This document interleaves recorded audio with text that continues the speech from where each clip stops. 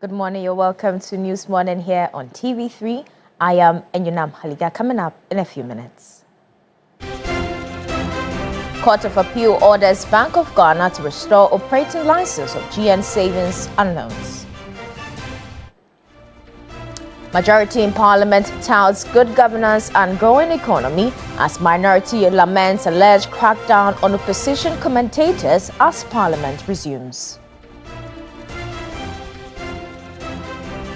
Much later, Afoko promises to steer the New Patriotic Party out of opposition as he formally announces his contest in national chairman position of the party.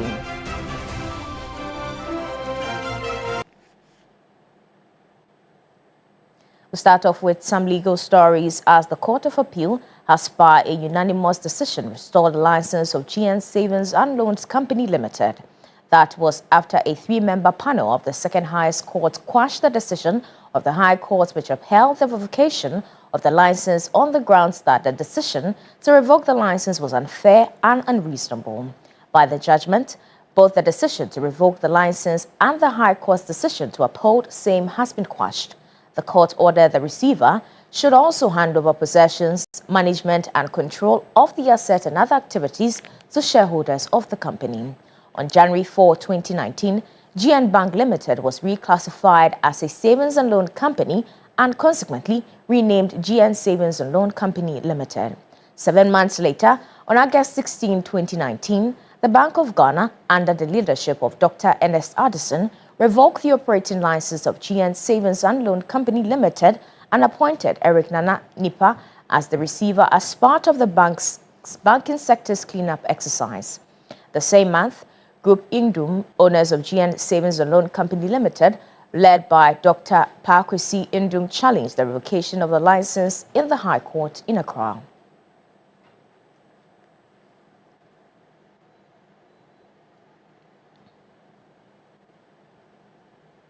Away from that, residents of Adaklu Helekbe in the Adaklu district of the Water region have been left devastated following a mudslide incident that occurred Wednesday night.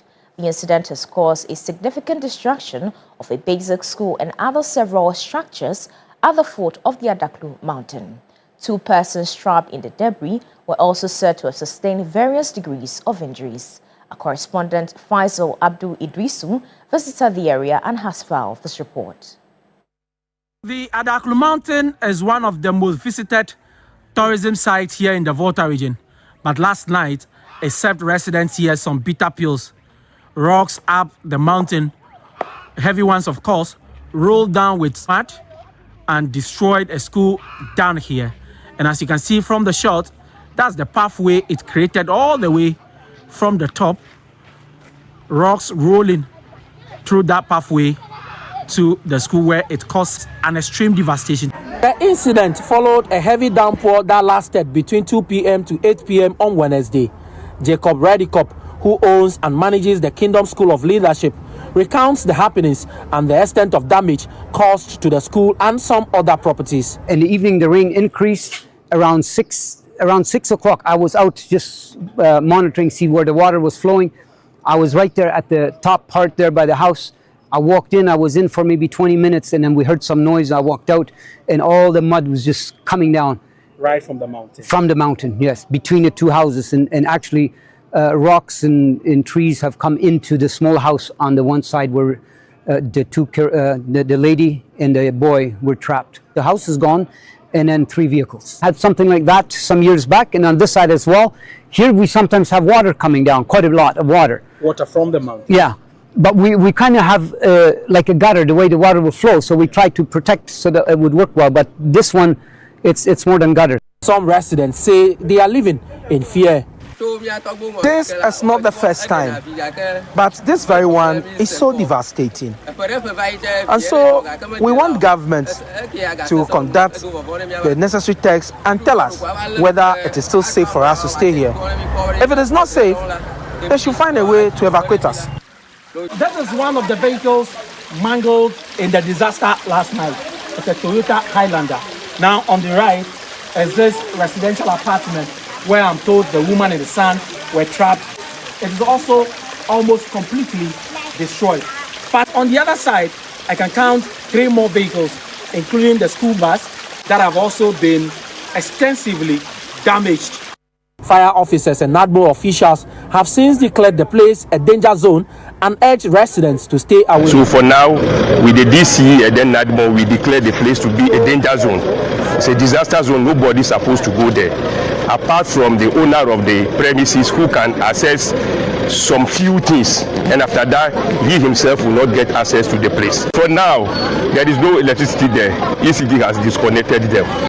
The DC for the area, Jerry Ameko, said they will need a further assessment to be assured of the safety of communities around the mountain. So it is something that we've seen is become a trend, and that is why I advise that the geological department comes in, we look at what they have done in the past, they come to assess the current situation, and they advise us on the way forward, because this is where our people are. This is where they've lived for all these years.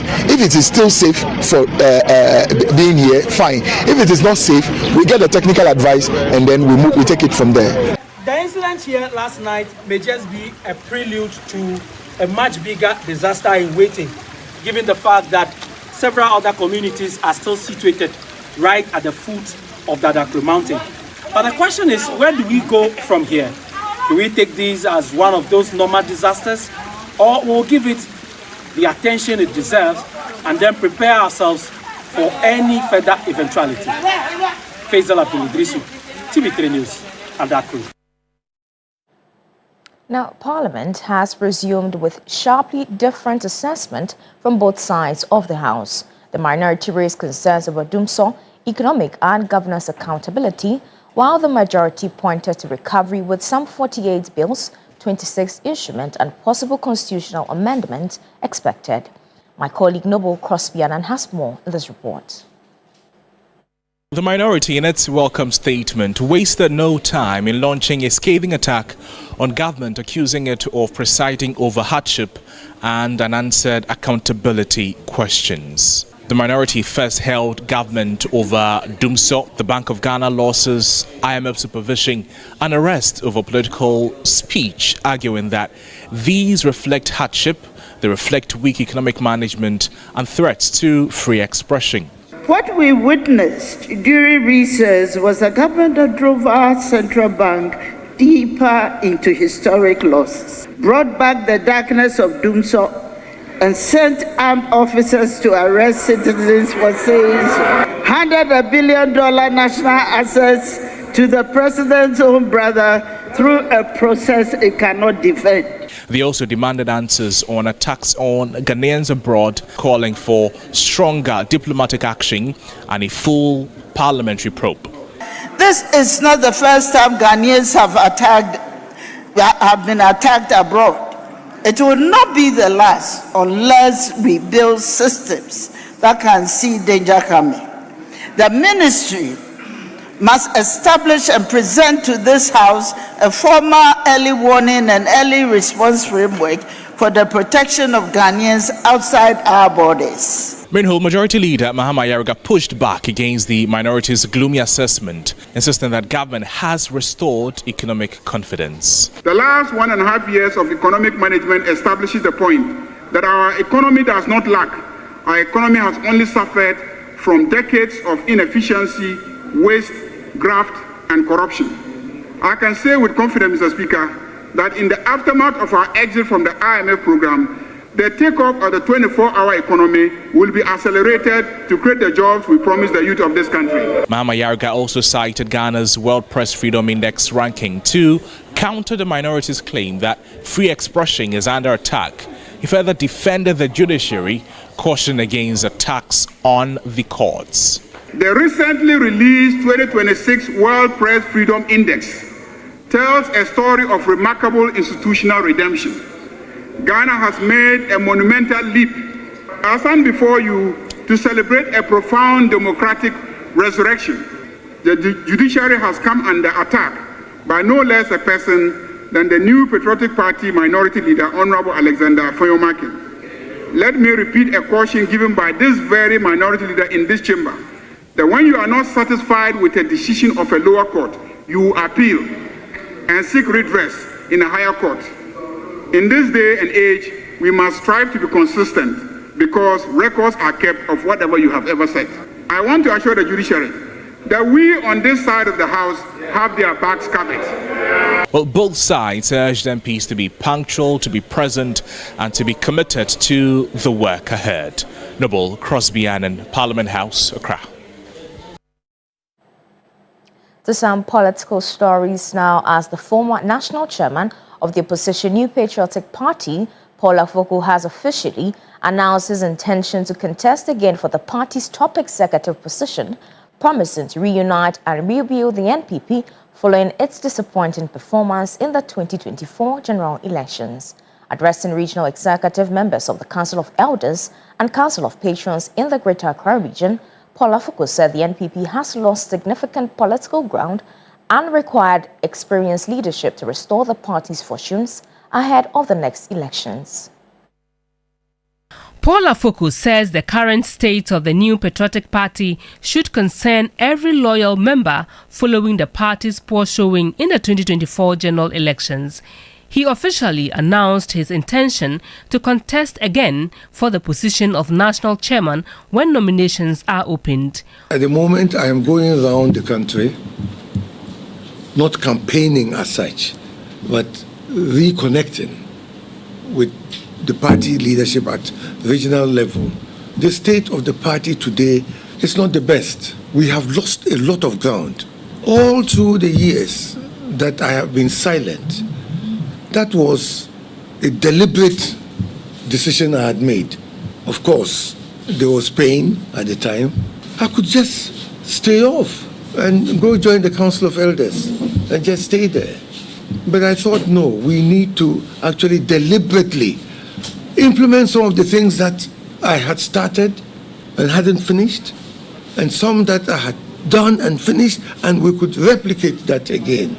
Paul Afoko said the NPP had suffered serious setbacks both in the parliamentary and presidential elections, stressing that the decline from 169 parliamentary seats in 2016 to 87 seats currently was painful. He, however, maintained that the blame for the party's defeat should not be placed on one individual alone. We all have to share that blame because on the presidential front, yes, the votes went down.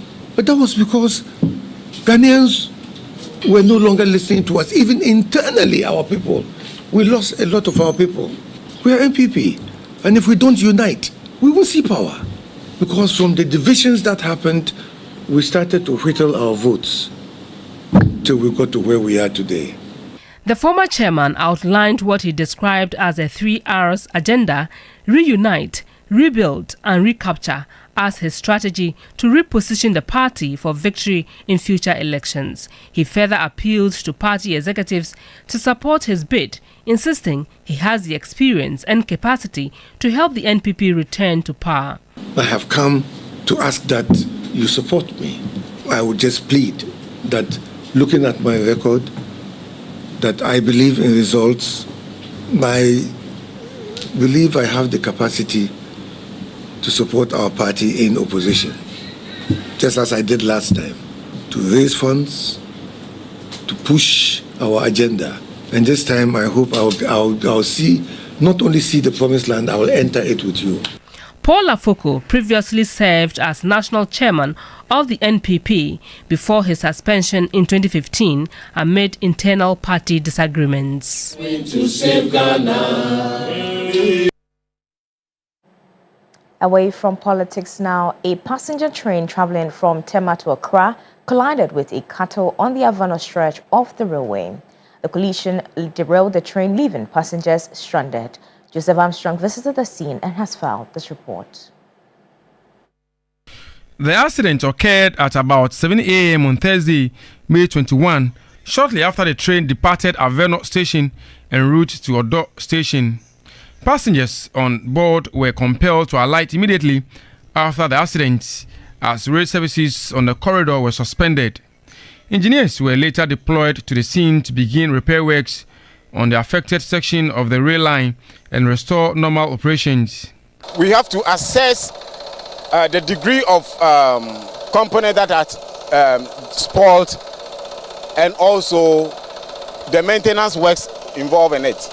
If there are certain things that we're supposed to go and buy, then we buy to replace the spoiled one. Has the owner been arrested already?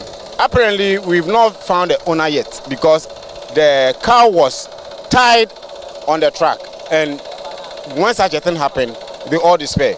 Technical officers also commenced assessment to determine the extent of damage caused to the track and the train. Some eyewitnesses told the news team that the train operator had attempted to control the situation moments before the impact. According to them, the operator managed to slow down and stop the train after the collision, preventing what could have been a more serious disaster.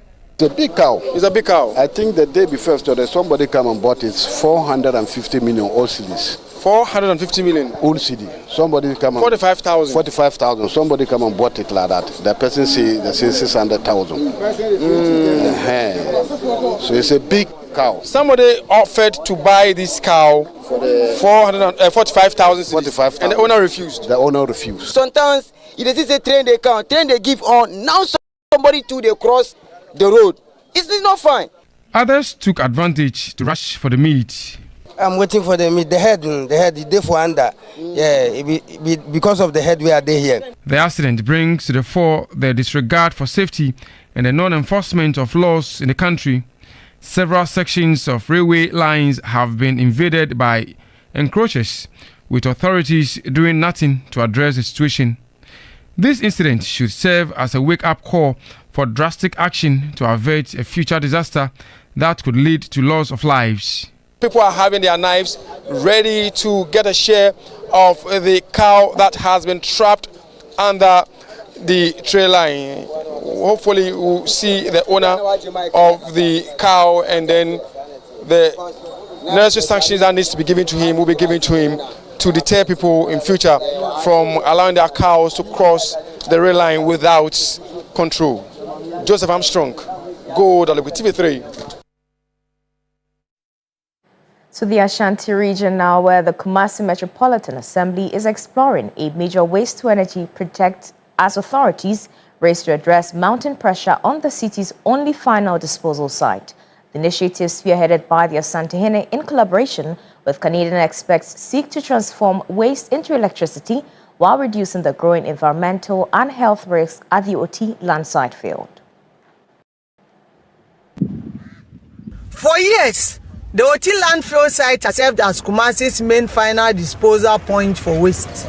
But with increasing population growth and rising volumes of refuse, authorities say the site is gradually reaching full capacity. On Tuesday, officials of the Kumasi Metropolitan Assembly, together with a delegation of Canadian waste management experts, toured the facility to assess possible long-term solutions. The situation on the ground, as we see, is that the site is getting quite full. In fact, we've communicated this, and I think all the authorities are aware of the situation. And we have requested that a new cell is built. In the interim, until the approval is given, and what we're doing by trying to reinforce the embankment, by trying to reinforce the structure itself so that we can do further tipping. The visit follows engagement by the Asantehene Otumfuo II to attract international support transform Kumasi's waste management system. The proposed project focuses on converting waste into energy, a system expected to reduce pressure on the landfill while generating electricity from accumulated waste. It would be an important step forward to make sure that at least we've been transformative enough to turn disaster to opportunities. The Canadian delegation says the project forms part of efforts to support sustainable waste management solutions in Ghana. Yeah, this site, waste to energy, makes a lot of sense. I think there's two components. There's the waste that comes in every day, but there's also these piles of waste you see here today. I think we can use both to make energy. And I think one thing that's inevitable is the energy's not, or the garbage isn't stopping. You know, as the population of Kumasi grows, 3 million, and keeps growing, there's going to be more and more garbage. You know, so we're going to try and deal with that and turn it into something productive, right? So this specific site would be tagged for waste energy. Now, authorities remain hopeful that the proposed waste-to-energy project will not only solve Kumasi's growing sanitation challenge, but also transform thousands of tons of waste into a valuable economic resource. Ibrahim Abubakar, TV3 News, Kumasi. And that's how we end News Morning here on TV3. For more news, please check our website at 3news.com. I am Enyunam Haliga. New Day continues.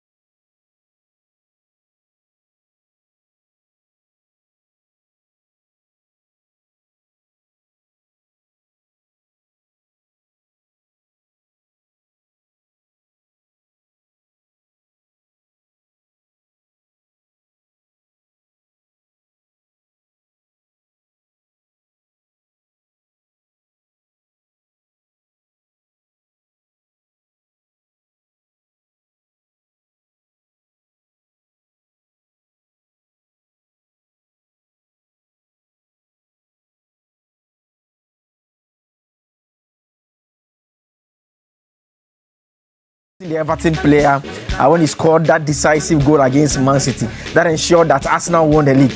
Arsenal fans, he did it again. It's like all over the place, all over the place. Amazing song by Dope Nation, starting the morning with us. And there's been a whole conversation, a whole push about the possibility of they performing at the World Cup. Well, I've heard some of you say that that's not possible, and that what can alternatively happen is that, during the World Cup tournament, there is a fan zone for those who do not necessarily go into the stadium. Outside, they can pitch camp outside there and perform this song to them. But it just tells you the power of music, and the Twins are amazing. I mean, they keep giving us hits after hits, and what a better way to start our Friday morning but by that very amazing music by Dope Nation. Good morning and welcome to another edition of New Day here on TV3. I'm Joseph Akable. Thank you so much for staying with us all through the week. It's been a very interesting news week. The conversation has generally centered around many issues of national concern. We know that Abronye was in there. Yes, Kwame Bafo, Abronye DC, like it's popularly called. He was taken to court. He was remanded. The New Patriotic Party demanded his release. They went over to the circuit court. State prosecutors opposed the bail application. He was remanded. Then eventually they went back to the High Court where they filed an application. Day one, the Attorney General told the court that, they needed a day to respond to the application that had been made if they consider it necessary to do so. I mean, as they are allowed to. They went back to the court the following day and told the court that, the state is not opposed to the bail application that has been filed. And so he was granted bail and allowed to go. So that was a very important conversation. But in all of that, it's developed into something else. The New Patriotic Party has been accusing government of attempting to stifle dissent, stifle free speech, not allowing people to express themselves in a manner that Dope Nation will be expressing themselves if they were doing music and not politics. Yeah, music. Yeah, politics, not music. Yes, the other way around. But all of that generated that important conversation that came up strongly. We understand that the New Patriotic Party will later today be addressing a news conference through its General Secretary after the party has presented a petition to the Chief Justice demanding that action be taken against the Circuit Court judge at Circuit Court 9 who actually remanded Kwame Bafo alias Abronye. So that is a conversation that is still continuing. We'll go over into the weekend as well. We'll see how all of that plays out. Also, in terms of away from the politics in the sports arena too, we know that there have been reports of the national football teams announcing their squad. I saw that of Portugal yesterday. I mean, I also have seen that of other countries as well. There is that of France that has been out. We've also seen that of Senegal. Senegal announced their squad with quite an interesting video. Yes, we don't have the squad of the Black Stars yet. It's not yet out, but that will come out also at some point in time. It's another story that we are looking up forward to as well. And much later when the sports team join us, we can have a whole conversation about that. Then yesterday, that railway accident. I don't know if you can pull back that story. I thought that story was very interesting. We brought it to you in the morning on the news segment. That story about how the cow basically crossed the rail, causing the rail to the train to derail on the rail. Yes, it derailed on the rail. And after that, you saw people going over and cutting bits and pieces of it. I mean, it's a very worrying story. And I find the story to be interesting because of what happened yesterday at the Public Accounts Committee, where a member of the committee expressed concern about how we are allowing cattle rearing by the highway. For those of you who know Aveno quite well, Aveno is not too far from Kokomemle, is where you have the Odo crossing over there. When you cross that bridge where the Odo crosses, when you cross that bridge and get into where you have the rail line at, it's a very regular, very usual sight. Livestock is basically being reared all across the rail line, And so for those of us who are familiar with that place, when we saw this particular story, it did not come as a surprise at all. I mean, because that is what is going to happen. And I was saying that we're not surprised and concerned and equally concerned. We're not surprised and we're equally concerned because of what we are also seeing happening on the Kanda stretch. In fact, just some few meters away from the National Mosque, you have livestock being reared. It's not just the cattle. There's actually goats also over there. Even this dawn when I was even coming, they were still there. And we've heard people who have justified that by saying that, well, it's not something that is permanent. It's because of the upcoming festivities. But it's a conversation that we need to have. I mean, is this, that obviously will be public land. Is this a public land such that we want to grant access for its use in such a manner? Rearing livestock right by a major highway. And it's no surprise that we allowed it by the railway line. And yesterday we heard from the member of the Public Accounts Committee make that call to the Greater Accra Regional Minister and the municipal authorities that, look, they have to take action against what is happening there. So it's another story that is also coming up strongly in terms of some of the issues that we'll be looking at. But all these are important matters that have engaged our attention this week. And when we begin this morning's segment, we'll allow you to call into the show to share your views with us on what you make of all these all-important stories that have been trending.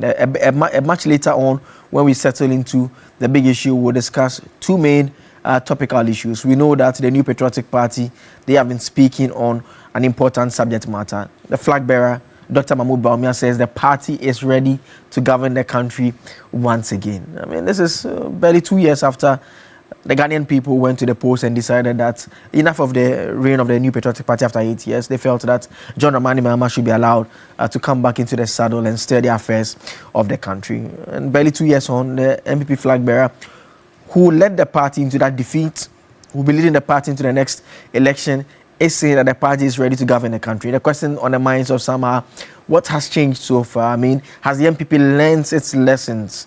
Does the MPP believe that, well, the decision by the Ghanaian people to vote it out of power was justified such that they should be given another opportunity?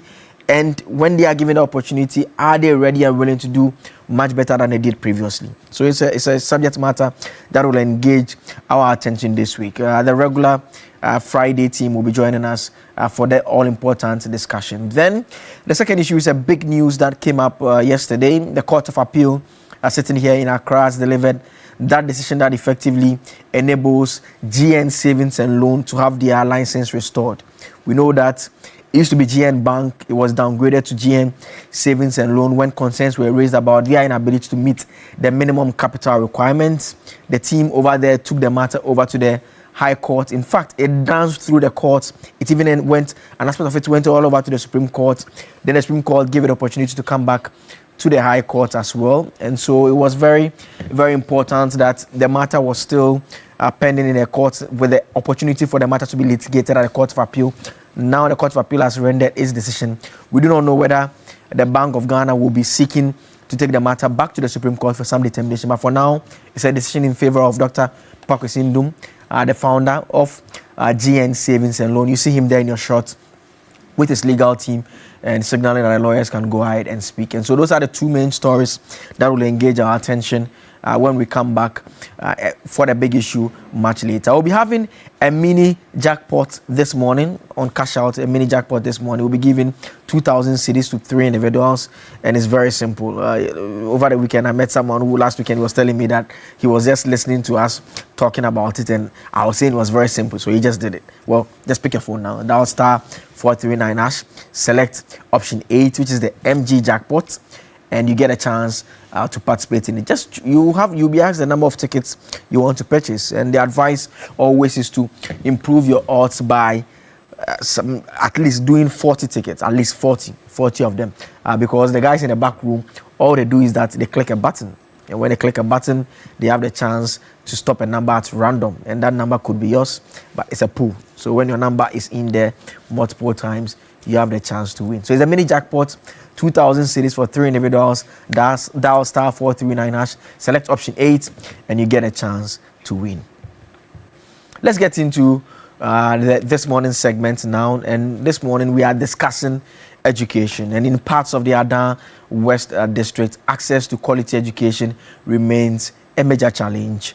A daily struggle as hundreds of pupils continue to study under trees due to poor school infrastructure.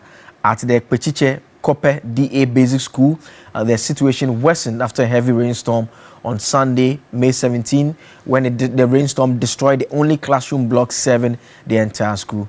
Armstrong Gold Alogbe visited the community and filed this report. Under the scorching sun and at the mercy of changing weather conditions, Pupils of Petiche Kopi DA Basic School continue to pursue education in the open. From kindergarten to junior high school, teaching and learning take place under trees due to the absence of adequate classroom infrastructure. For years, both teachers and pupils have had to adapt to these hard conditions despite the obvious discomfort and distractions. A visit to the school revealed kindergarten pupils seated on dusty ground, struggling to pay attention during lessons. For pupils exhausted by the heat and uncomfortable environment, are often seen sleeping during class hours.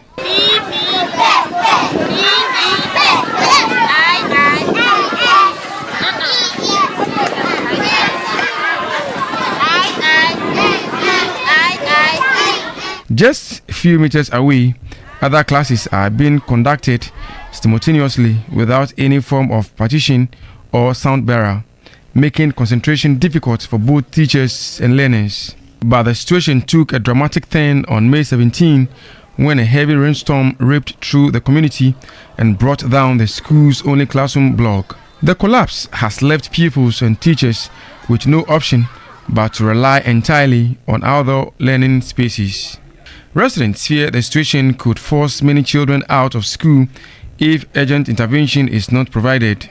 We are sitting under the tree and the sun is scorching us. We don't even feel comfortable when we are learning. The chief of Petiche Kopi says the poor state of the school is negatively affecting education and the future of children in the community. The students have been moving aimlessly in the community. And you know, education is our future. The future of the community lies in the young ones.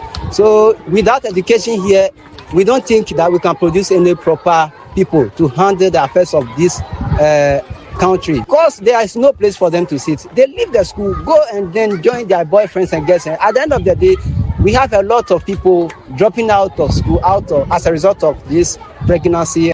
The Adan West District Director of Education, Dr. Stephen Arthur, describes the situation as worrying and says Petiche Kopi is just one of several schools in the district battling several infrastructure challenges. Reports have already been submitted to the district chief executive. If you go to Tofloko JHS, they are sitting under trees and have reported it to the assembly. And the Betu Hall 2, the structure is manned and is not in good shape. All these things have been captured in my report. And you know, the demands of the district is so enormous, and so the district is working on it step by step based on resource availability. According to the Education Directorate, some parents are reluctant to enroll their children in schools without proper classrooms. The director further revealed that teenage pregnancy remains a growing concern within the district's educational system. He disclosed that 10 female candidates who sat for the just ended BEC were pregnant compared to 18 cases recorded last year. This year, the BC recorded about 10 pregnancy cases. It was a drop because last year we had 18 and this year it reduced to 10. And so we are making progress. And we've introduced a number of interventions to address those issues. The Member of Parliament for the area says steps are being taken to address the educational crisis confronting communities within the district. Since we can't close down the school, we have to look around and see those structures available that can house our pupils for now. But give or take, this one should not take us more than 2 weeks to fix. Not more than 2 weeks to fix.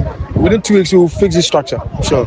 Within 2 weeks, we'll fix this. For the children of Petiche Kopi, however, every school day remains a struggle between the desire to learn and the harsh reality of neglect. For these pupils, education has moved from the classroom to under the scorching sun and also the threatening weather. Anytime the dark clouds form, they are forced to end their lesson. As we see now, it means that the day has come to a standstill whilst others in other parts of the country continue with their study. Hopefully, the District Education Directorate will come to their aid. Joseph Armstrong, Gold Alibé, TV3, Petiche Kopi, Adan East.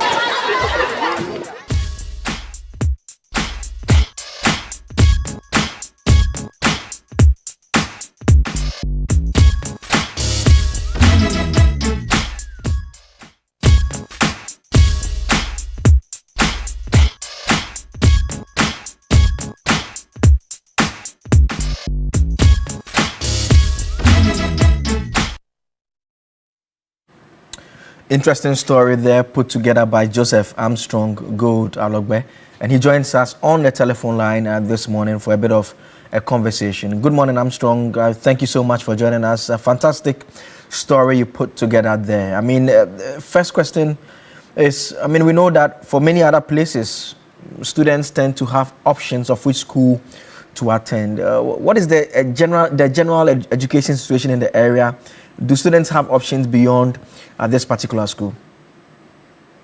Yeah, so if you listen carefully to what the Director for Education within the district said, there are a lot of issues, enormous issues affecting education, particularly within the district, the Adan East and Adan West district. Where I went particularly was the Adan West district, a typical rural settlement area where even beyond the infrastructure challenges, people having to travel a very long distance from one place to the other, and that is one of the challenges. When I go there, you see that a lot of the teenagers fishing whilst the others sat under the tree to study. And look, there's nothing like computer, there's nothing like a laboratory lab or anything within that settlement.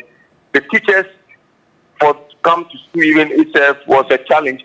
Let's say that school, for instance, from KG to JHS 3, they have less than 5 teachers who have to teach in that school. And the director told me that they need about 700 teachers within that district, but currently they are doing a little over 500. So you see the differences. And they are saying that they are doing their best to ensure that they solve the situation within that district. But as it stands right now, it's like there's no hope, as there's not enough money to solve their problems. And Joseph, when we look at the visuals that you brought us, I see the students gathered under trees. I'm assuming that they are in different classes, correct?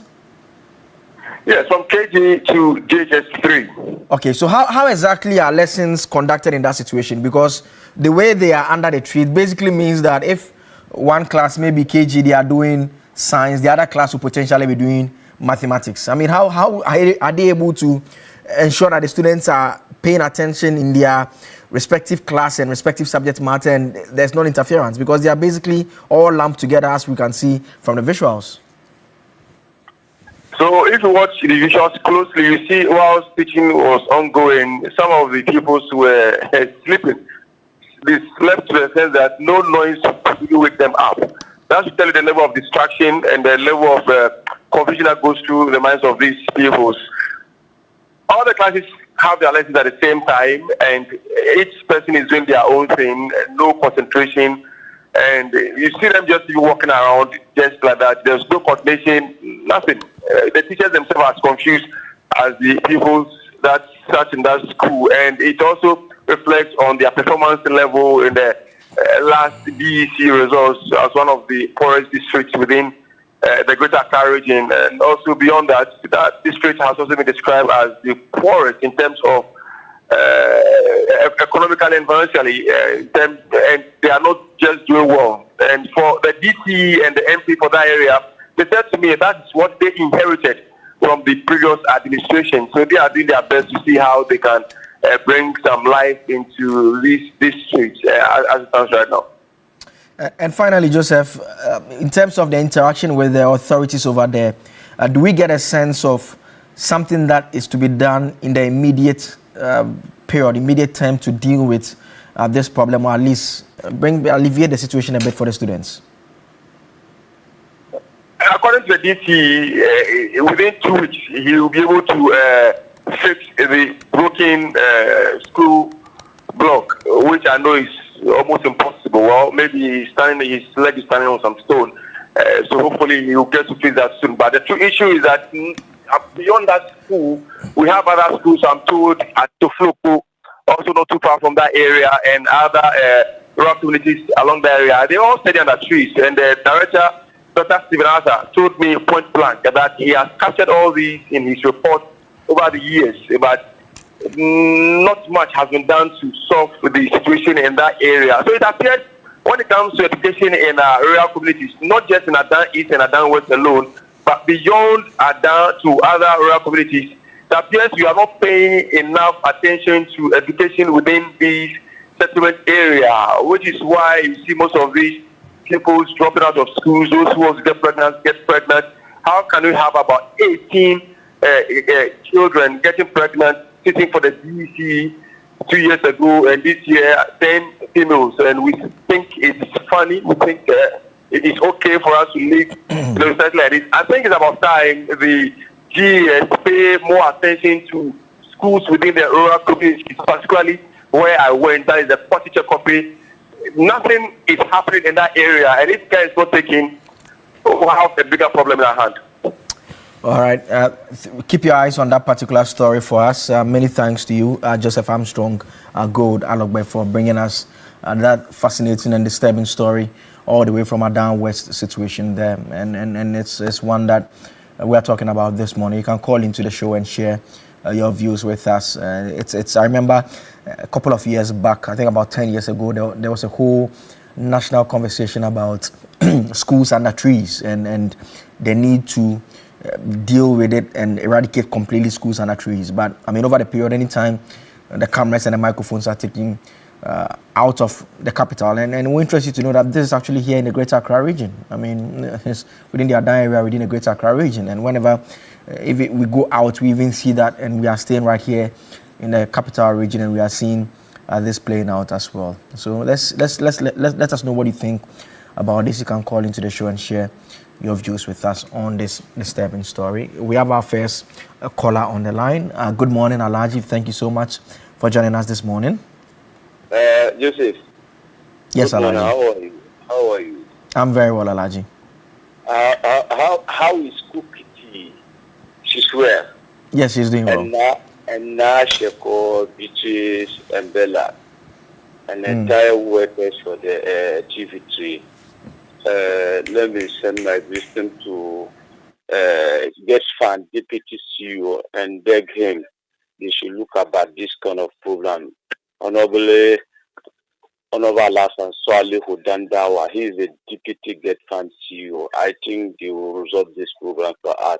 And Shemima Musa Hazan, Alaja Alasan, and Chairman of Ampo, and Chief of Staff Honorable Julia Debra, my Municipal Chief Executive Alasan Bagaman, and Dr. Avokaro Wumbi. Joseph, I think we will not experience this program in this country again, because so far as we're going to take this video out, I think our Get Fund CEO and the Education Minister, Honorable Haruna Idrisu, they will look about this and resolve this program for us, because we go beyond this thing. So past government, I ask question. Past government, are they not building the schools? So why are we still facing this kind of challenges in this country? I think this is a sad news that we have been hearing. So let's look and solve this problem forever. I think that can help us, because a lot of villages still face this kind of challenges. Look at the building and they have been put in there, but how they destroy. What is that? And the education minister, and they can't be to look and take the right steps, and we face this kind of problem. May God bless our homeland Ghana and make our nation greater. So your friend, Prince Harry from Koforidua, is vying for the communication officer, and Aziz Dollar from Wa is also vying for the communication officer for Wa, and I also vying for the constituency communication officer. May God bless our homeland Ghana and make our nation progress and strong. Thank you. Thank you very much, Alhaji, for joining us this morning. You can still call into the show and share your views with us. We have another call on the line. Good morning. Your name and where you are calling from? Good morning. Francis from Thomas. Okay. Yeah, I can say good morning to you and your entire station TV. You've been with us from the days of this talking up to it. That shows that you are truly a station that is for the ordinary people, and we would like to thank you a lot. Now, back to this issue. You see, sometimes I blame the citizens for some of the things we see around. Number one, why am I saying this? Since the time of independence, we have seen that a lot of kids are staying, they study under trees. We have prominent people in the society, especially that community. But they are always thinking that it's the duty of the government to always build schools. It couldn't be so. At least the house in fact, you get from this school. You also that are doing well. What is their quota to this various things we're talking about? We just saw a prominent man giving a big mansion. They are self-facilities. Those are things we encouraging. But in this country, it's like government must do everything. Government must do everything. Even that.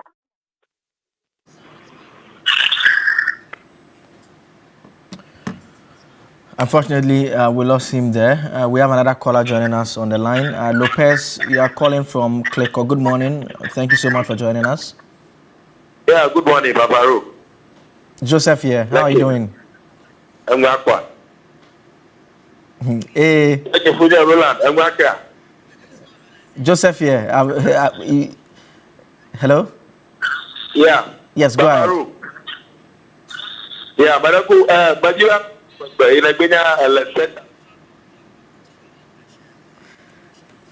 you can still call into the show and share your views with us. Unfortunately, we lost this caller as well. My ever is -1, so you'd have to do English to help me there. You can still participate in the jackpot *439#. Select option 8, which is the MG jackpot. Like I said, we are doing the mini jackpot this morning. You get a chance to, we are giving 2,000 cedis to 3 individuals, and so you get a chance to be one of 3 individuals to win 2,000 cedis this morning. And so *439# option 8 to participate in the mini jackpots. You can still call into the show to share your views with us on this situation in Adan West, the story Joseph Armstrong Gold Alogwe brought to us this morning. Peter T is joining us on the phone line. Good morning. What's on your mind this morning, Peter? Yeah, good morning. Adaklu. Yes. I hope you're doing well. I'm very well. Thanks for asking. Cookie T, Roland, Beatrice, all are doing well, especially Cookie T. Tell Cookie T that this is the weekend. Today is Friday. So, yeah. Everyone is fine. For me. We should prepare well for the Friday. Yeah.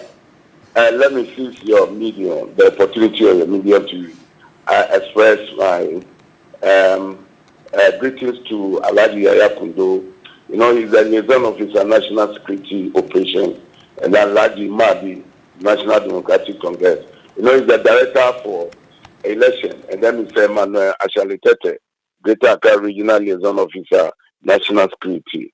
And then finally, I say Honorable Chairman Ava, the former Chairman, National Democratic Congress. Mr.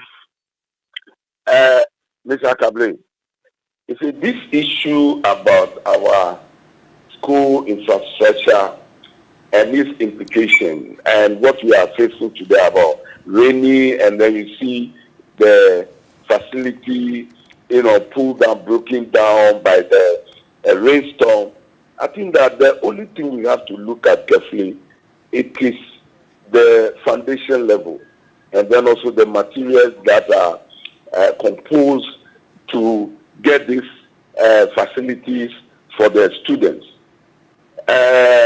If care is not taken, it's going to create some danger in our future, children. The Minister for Education must quickly react to this, and then we see to it that it has been put back in place so that our children can have some good education. But you see, Roland, there are things that are contributing to some of these areas of destruction and breaking down of this thing that we are facing today.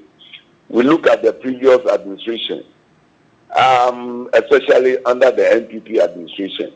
This infrastructure that they did not think of doing anything about it. And you see, me, I have a problem. I want to digress a bit about, I learned they are having some press conference or whatever today to attack the credibility and then the integrity of our law that we established. That's supposed to guide every person, including the president. But we need to establish the authenticity of some of these lies of NPP. If care is not taken, my brother, it will cause some serious suicidal mission that nobody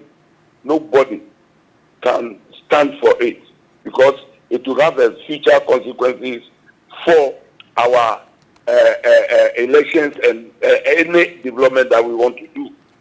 Because these decisions will not help. I'm advising them that the best thing they should do is to reorganize themselves for the next other 15 or 18 years. Because now there's no way that they are coming back is coming to serve good interest for any Ghanaian.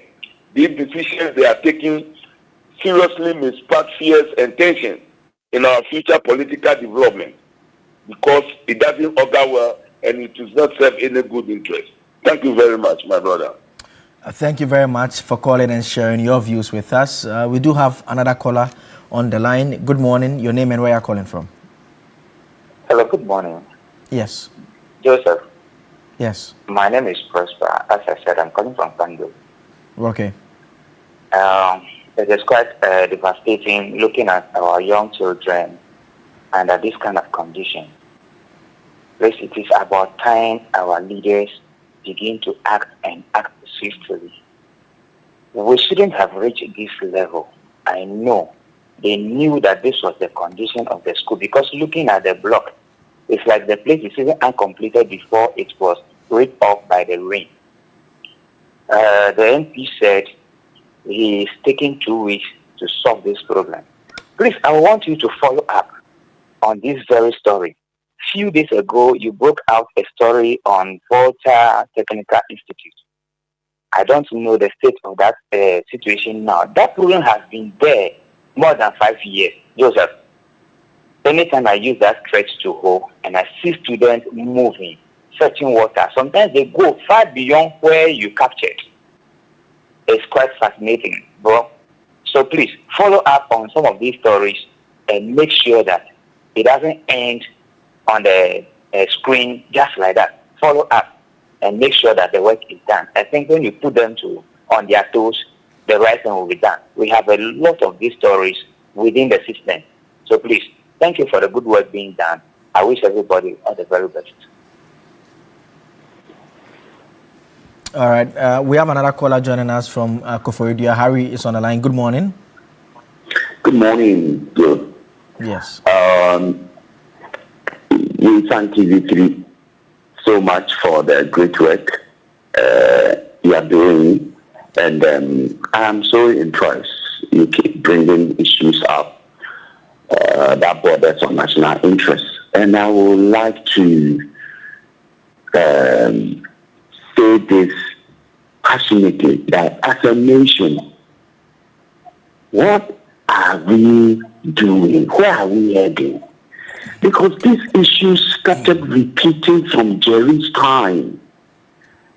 I was also under a tree in my small little town, somewhere now by demarcation, it is a Tiwa West. We were under trees. But somehow, some way, some mobilization has gone on and then the place is put to shame. Are we still experiencing such things? If here is Ada, which is part of our national capital, Greater Accra, then go to Laura, go to Tumu, go to other hinter places. What will be happening there? This is our future. This is where we claim we should be voted for and serve the people. So what is our national policy to make sure that the children that will come and take over us should be under better conditions to foster their tomorrow to help as well. My brother, and this particular one, if we say we talk about it, you'll be politically centered and you look at it, because it keeps repeating over 30, 20 years now. I completed JS in 1995. And since 1995 to today, I have 30 years and 31 years counting. I'm still seeing children under trees. Oh, Ghana.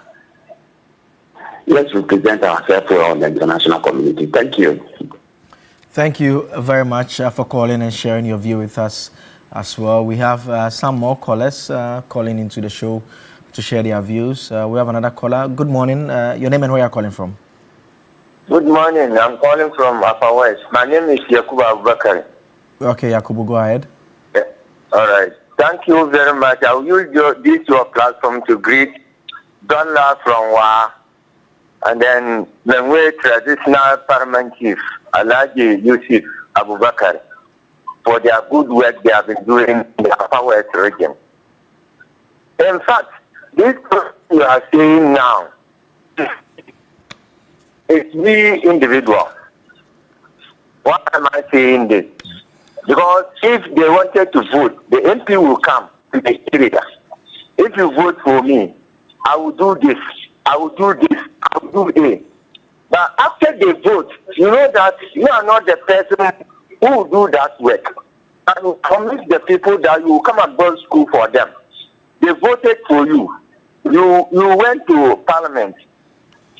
Now you forget that you are not the one who is going to issue the contract. And we are waiting for you. This is the reason.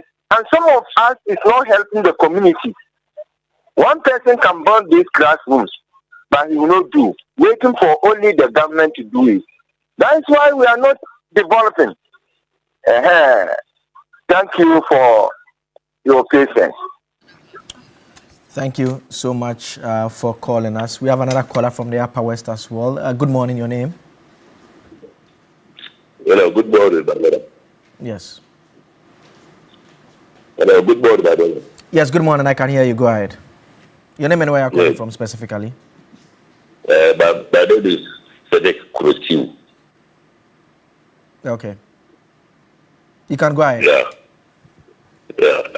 I want to thank you people for bringing this sort of thing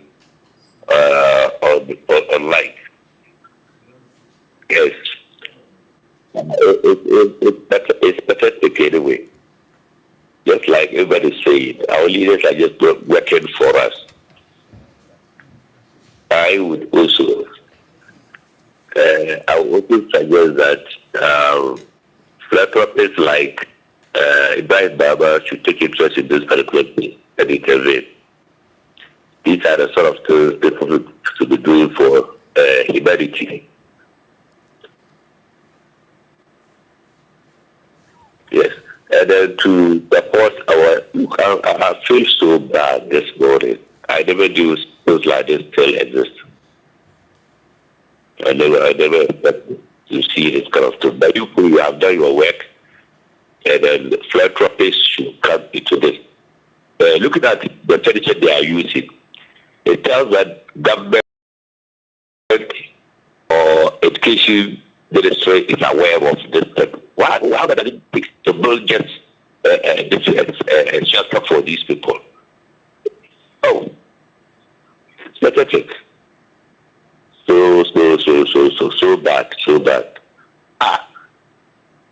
And they may have an Adaklu. Oh, sorry. Thank you. Well, thank you very much for sharing your views with us on this very disturbing story. Some of you have been sharing your messages with us on your the various platforms on WhatsApp and also on Facebook as well. Let me bring you some of those messages right now. Alo Gazero, you are asking that you're asking who they're expecting to build the classrooms for them. That's the question that you are asking. I thought that would be will be obvious as to who should be building the classrooms for them. But let's do some more messages here. This one is coming from Simon Yang from WA. You say that the hard truth is that Ghana's population has increased with better health care. However, the correspondent increase in infrastructure for students in schools has not been met. Additionally, the quality of the few new structures is compromised. New structures are collapsing after 4 or 5 years, yet school structures built before independence are still standing up. Our problem is self-inflicted. Greetings to my son, Aziz Donla, incoming Upper West Regional Communications Officer. Simon Yang, you sent that message. Aziz Donla himself has also sent a message as well. You say that studying under trees is a worrying trend, which isn't good for a developing nation like ours, most especially Upper West region. However, this current government has rolled out 2 primary school policy initiative every year for all district assemblies. This policy initiative will help salvage the situation. And another message here from Prince Nana York. You say that it's truly sad to see that still peoples are learning under trees in our country. The government should urgently collect comprehensive data on these institutions and develop a clear policy to build schools for such communities in phases. If we can construct 5 to 10 schools per year, depending on available funds, we can steadily reduce this problem. We may not solve everything overnight, but with a consistent phased approach, real progress is possible. God bless our homeland, Ghana. And Ralph, you also sent this one. You say that, good morning. You see, schools under trees will be with us forever. We don't have planning systems for our communities, for people to settle somewhere and for a school to be started as well. And that's Ralph, you sent that particular message. Another one here from Fakaki in WA Central Deputy Communication Treasurer Hopeful. You say that, okay, you're talking about you say that your regards to, okay, we should be supporting the growth of Ghanaian businesses and not to collapse them without recourse. You are referring to the Group Indum story that we brought you a bit later when I was running through the main stories that have dominated the headlines this week. And you see, there's something about this story that sticks out for me. It's a part of the conversation that may seem far off. But the fact of the matter is that assuming those students were actually in a good classroom block, it's in a good classroom block studying, they will still be about 15 or 10 years behind. And it's very simple. You can go on social media and check. Education is so much far advanced that young people in other countries, in the developed countries, are learning so much at a fast rate, taking advantage of technology, artificial intelligence, and all that it does. People are developing so fast that simply sitting in a classroom, having a table and chair is no longer the minimum. But we are in a situation that the minimum is even absent. And a lot of the times, the narrative is that you struggle to dream and see beyond your worldview. The farther you can look, the farther you can imagine your ability to attain. There are few exceptions that play out there. People who come from very terrible backgrounds who rise to the very top. The norm for many is that we have to create that basic structure that gives everyone an equal platform. And this is the digital age. This is the artificial intelligence age where the world is just moving by so fast that a conversation around schools under trees cannot be the topic of discussion this day. We should be talking about what we are learning next. We should be talking about how we are changing education. I remember under the previous administration, they started with the STEM schools that were being built across the country. That is the conversation we should be having in the 21st century, in this particular part of it, the digital age. The next step, training our young people to appreciate science and math, training them to appreciate technology, training them to see the modern trends, to be creative enough to develop technology that meets our current challenges. Not to be lacking the very basic that their challenge, their focus will be the ability to just sit in a classroom. These are classrooms that the best they could get to be to learn to read and write, learn to do basic math, and if they are lucky, learn a bit more social skills here and there. And you see them over there sleeping. They couldn't basically pay attention because the circumstances will not allow it. I mean, Armstrong was explaining to us that when you are seated, they are just artificial divisions. You see them there, they are sleeping. I mean, this young man, he's not competing. Oh, goodness. He's not competing against those around him like we may think. His competitors are all over on the earth. And that could be the next president seated right there. And the worldview that he's confronted with is what he sees around him. And guess what?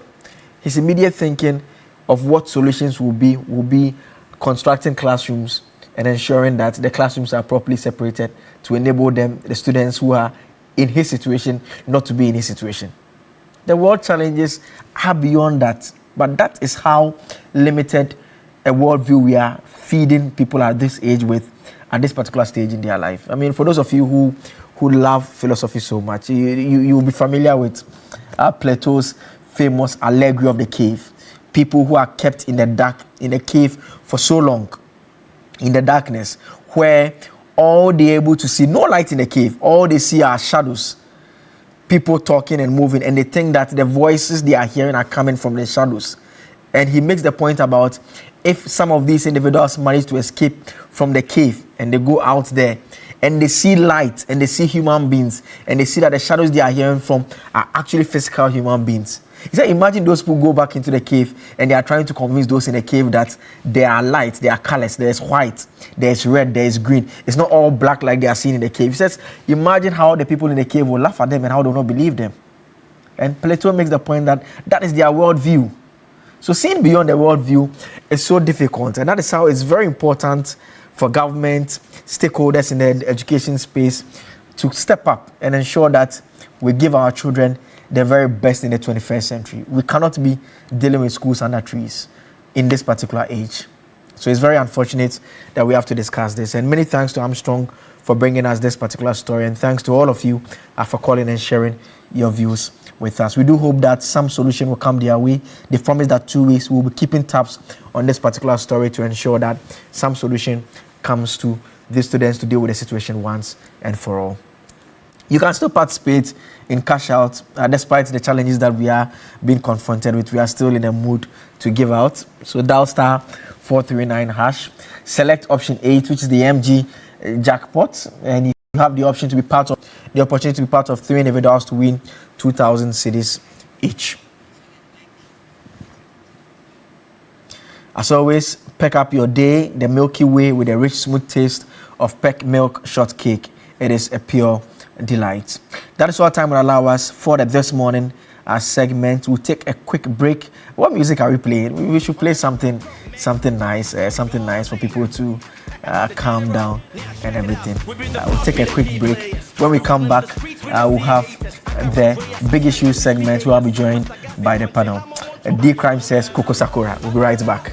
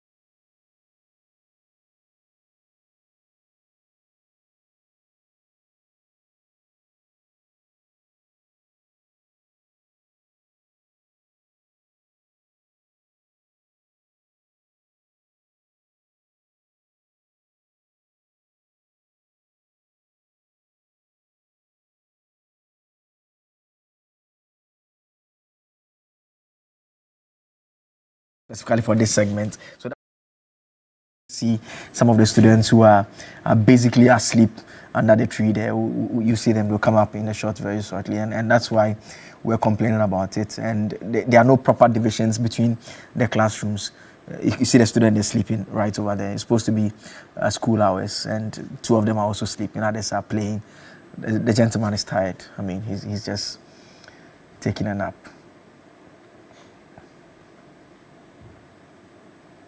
And the interesting thing about the story, Armstrong was explaining that a lot of the students travel many miles to actually get to this school, and this is the situation that they are confronted with. And the point he was making was that you can be in class 1 studying mathematics, someone is in class 3 studying social studies, and basically you can hear the maths and social studies at the same time. And the question is, are you actually paying attention to the maths or the social studies?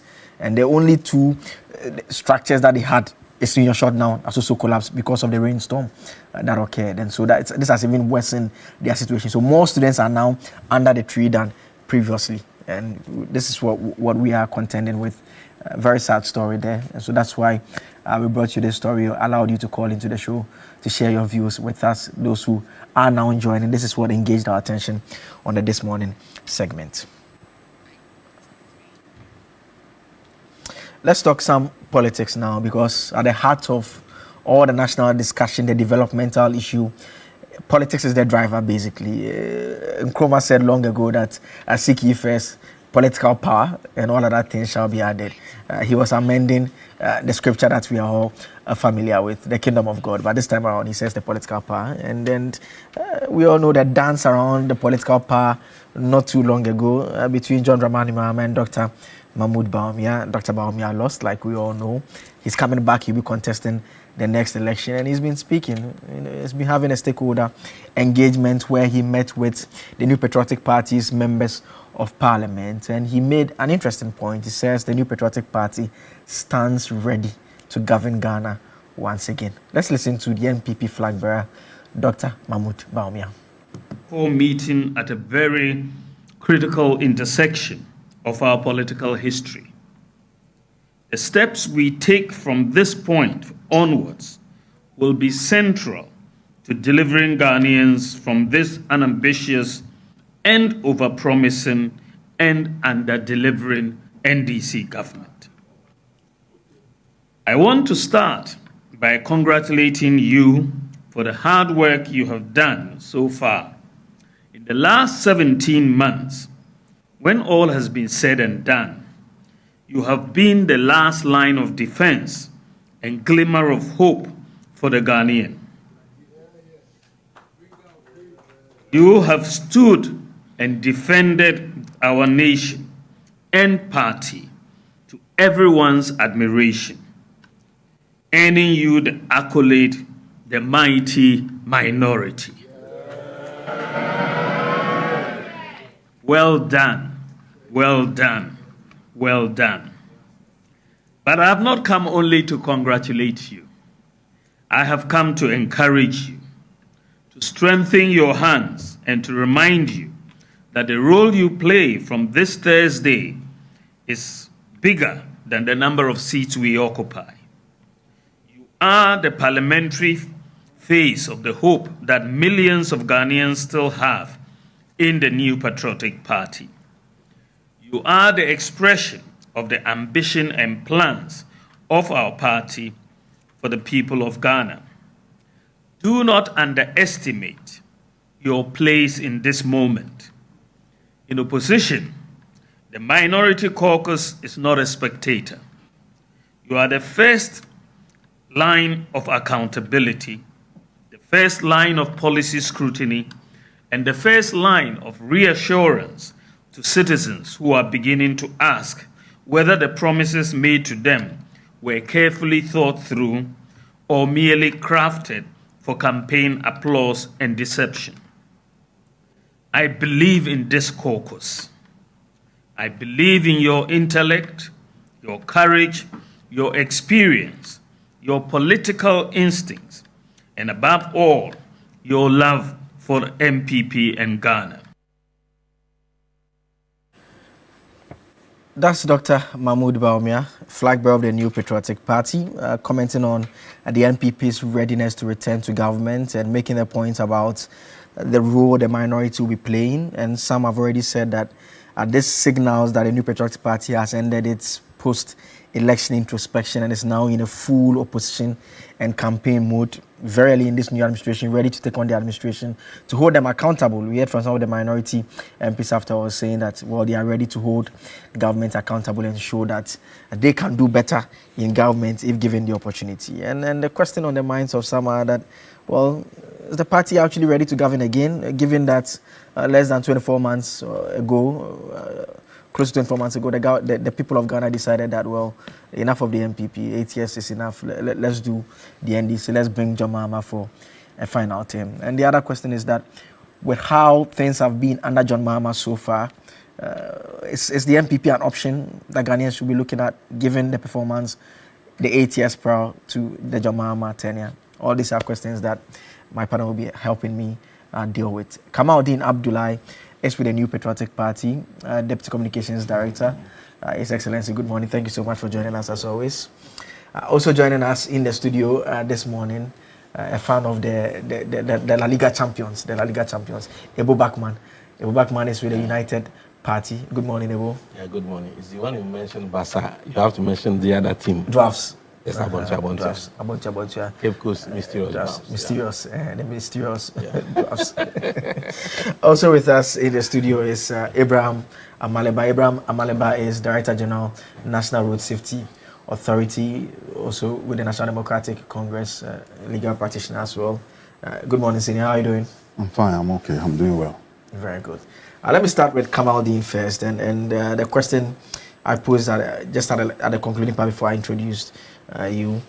Ghanaians voted out the NPP. It's not been too long ago. I mean, yes, time is running fast, but we are still under 2 years. I mean, they voted the NPP out. I mean, what exactly has changed? And is this bold confidence, or Dr. Baumia perhaps it's not familiar with what is playing out? And I'm asking that because there are those who are saying that with how the government is performing, it's too early to begin to put the NPP across as an option, especially when the NPP's record is within memory. Well, thank you very much. And once again, good morning to you. Morning to Lawyer Malva, and of course to Ebo. You see, coming events cast their shadows. That's what I do know. And in this case, you've asked, why is the MPP confident through our flag bearer that the likelihood of we winning power again is clear? Calling for unity within our rank and file, calling for unity at the topmost part of the party, and reiterating that his past contenders in the presidential primaries have all come together. To the best of his knowledge, there's nothing called factionalism in our party now.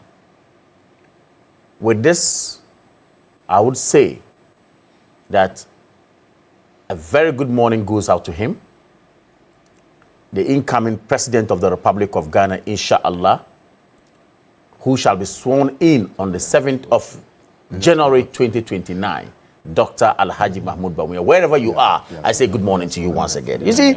You forgot to say. You see, I forgot what? I didn't forget. That's my style of presentation. You don't tell me how I go about it. Please, just watch me.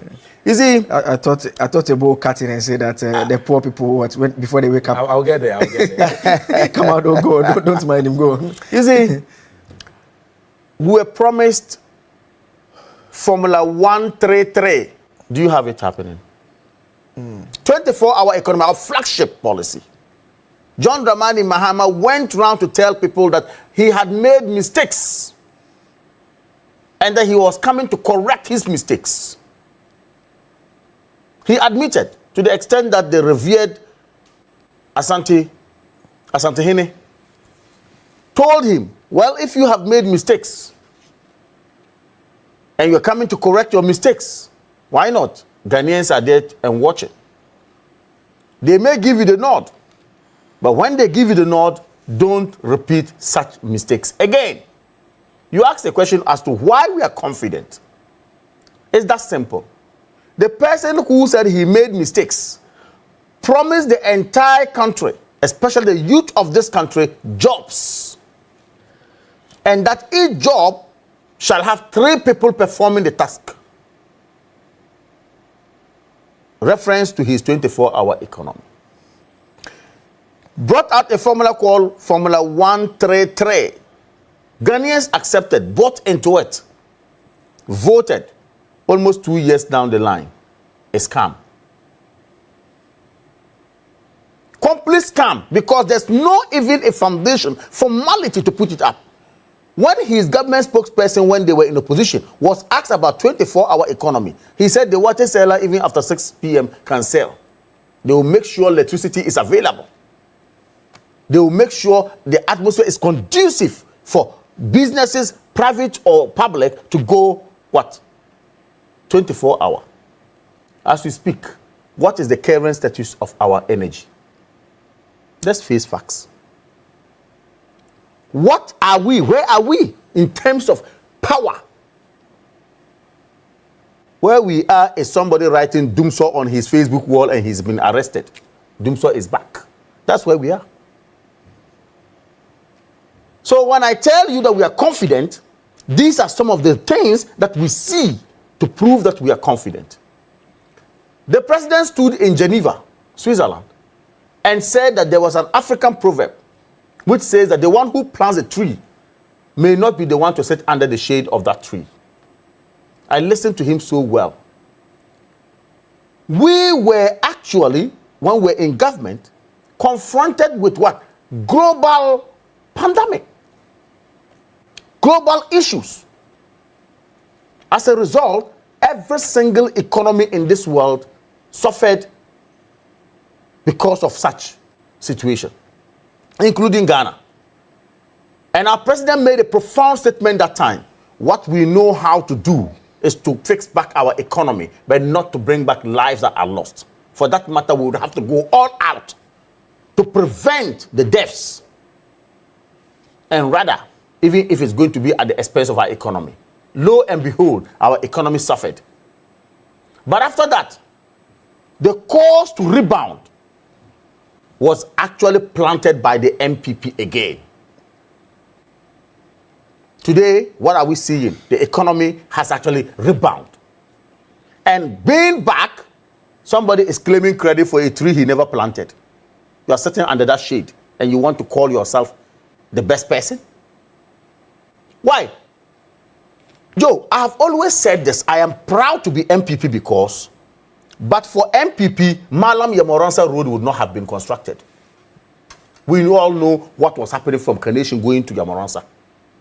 But for MPP, Tetekwashi Circle running to Adenta to Ebri would not have been constructed. But for MPP, as we see today, N1 Road would not have been constructed. Opening Accra up. But for MPP, from Circle to Achimota would have been a nightmare. You can spend 4 hours there, but for MPP. The NDC for so many years, under Jerry Rawlings with PNDC and running to NDC from 92 to 96, tell me, what major openings did they do in Greater Accra? But for MPP, there would not have been a national card in your packet called the NHIS card. Proper policy. But for MPP, public transport would not have been there, Metro Mass Transport. But for MPP, capitation grant would not have been there. But for MPP, school feeding program would not have been there. And but for MPP, parents who suffered or who were suffering as a result of their children finishing JHS and cannot go to secondary school, have no money to pay. But for MPP, that would not have been seen the day of light. Or the light of day, I should say. The NDC should tell me that is why we are confident that when given the opportunity, some of these pro-poor policies that we have initiated We have turned the economy of this country around. But for MPP, mobile interoperability would not have been there. But for MPP. Okay? And but for MPP, Agenda 111 would not have been there. I am telling you, that is why our flag bearer, the revered Dr. Alhaji Mahmoud Bawumia, is confident that with unity, with us coming together, we will surely get back this power and then, of course, save Ghana again. So that is the point. I mean, is there a part of the MPP analysis where, because I hear a lot from your communicators always trying to suggest that the NDC won the election because of the message they sold to the Ghanaian people. That's exactly what I told you. And they are not delivering. That's the same point you've made. Yeah, but is there a part that the MPP is open to accepting that the way and manner your party governed is also, as a result, is what led to the electoral defeat? Yes. When Dr. Alhaji Mahmoud Bawumia embarked on the thank you tour before even the presidential primaries,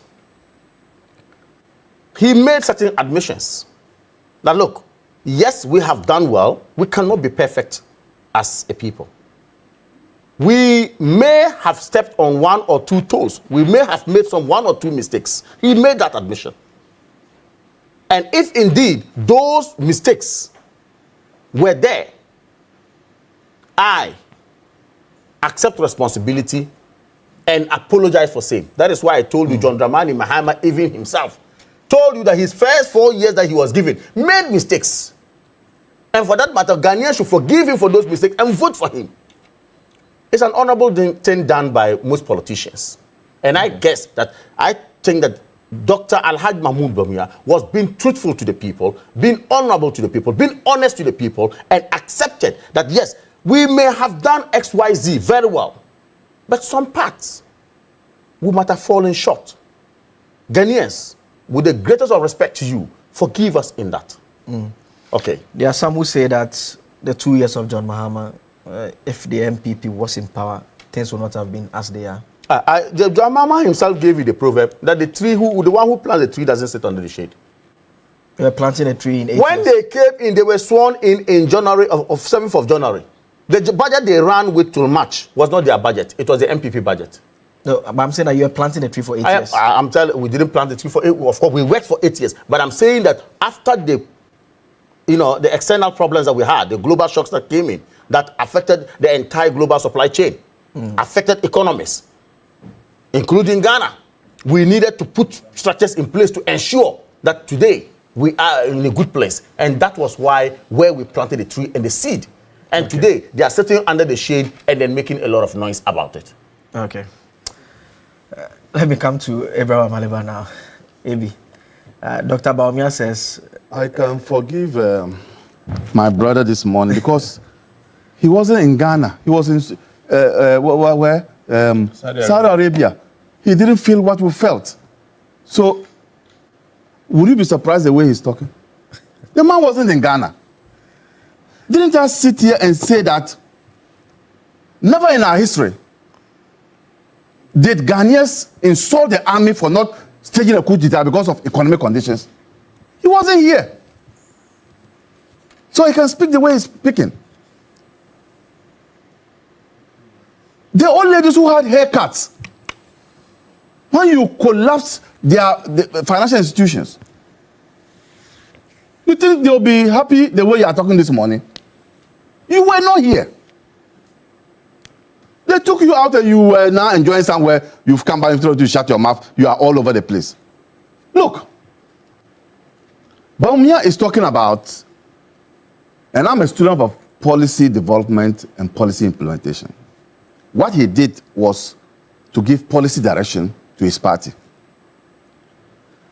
But Dr. Bawumia, he's a doctor, he's a PhD holder, should know that policy development and policy implementation or articulation of policies must align with the shared cognitive belief of the people. And I'll break it down. If you come up with a policy that all chiefs in this country should get up whenever they see the president and salute the president, like Adaklu used to do. You need to find out whether the people who you are giving this policy direction to ascribe to it.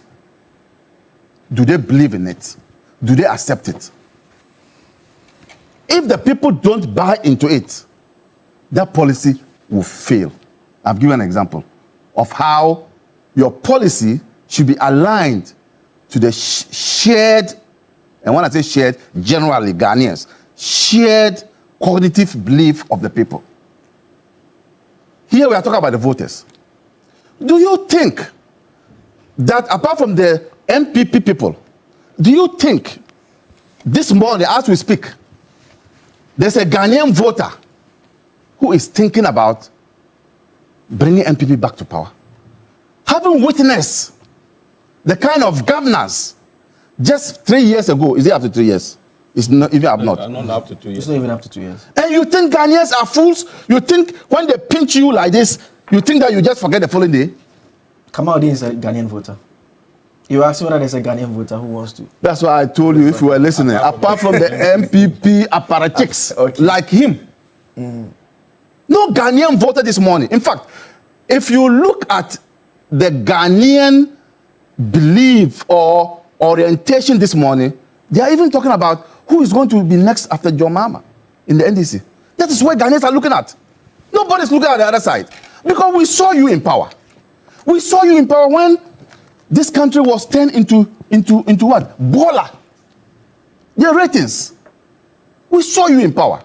We saw you in power when the president went about with chairs in 1 V8 when ordinary Ghanaians could not afford 3 square meals again.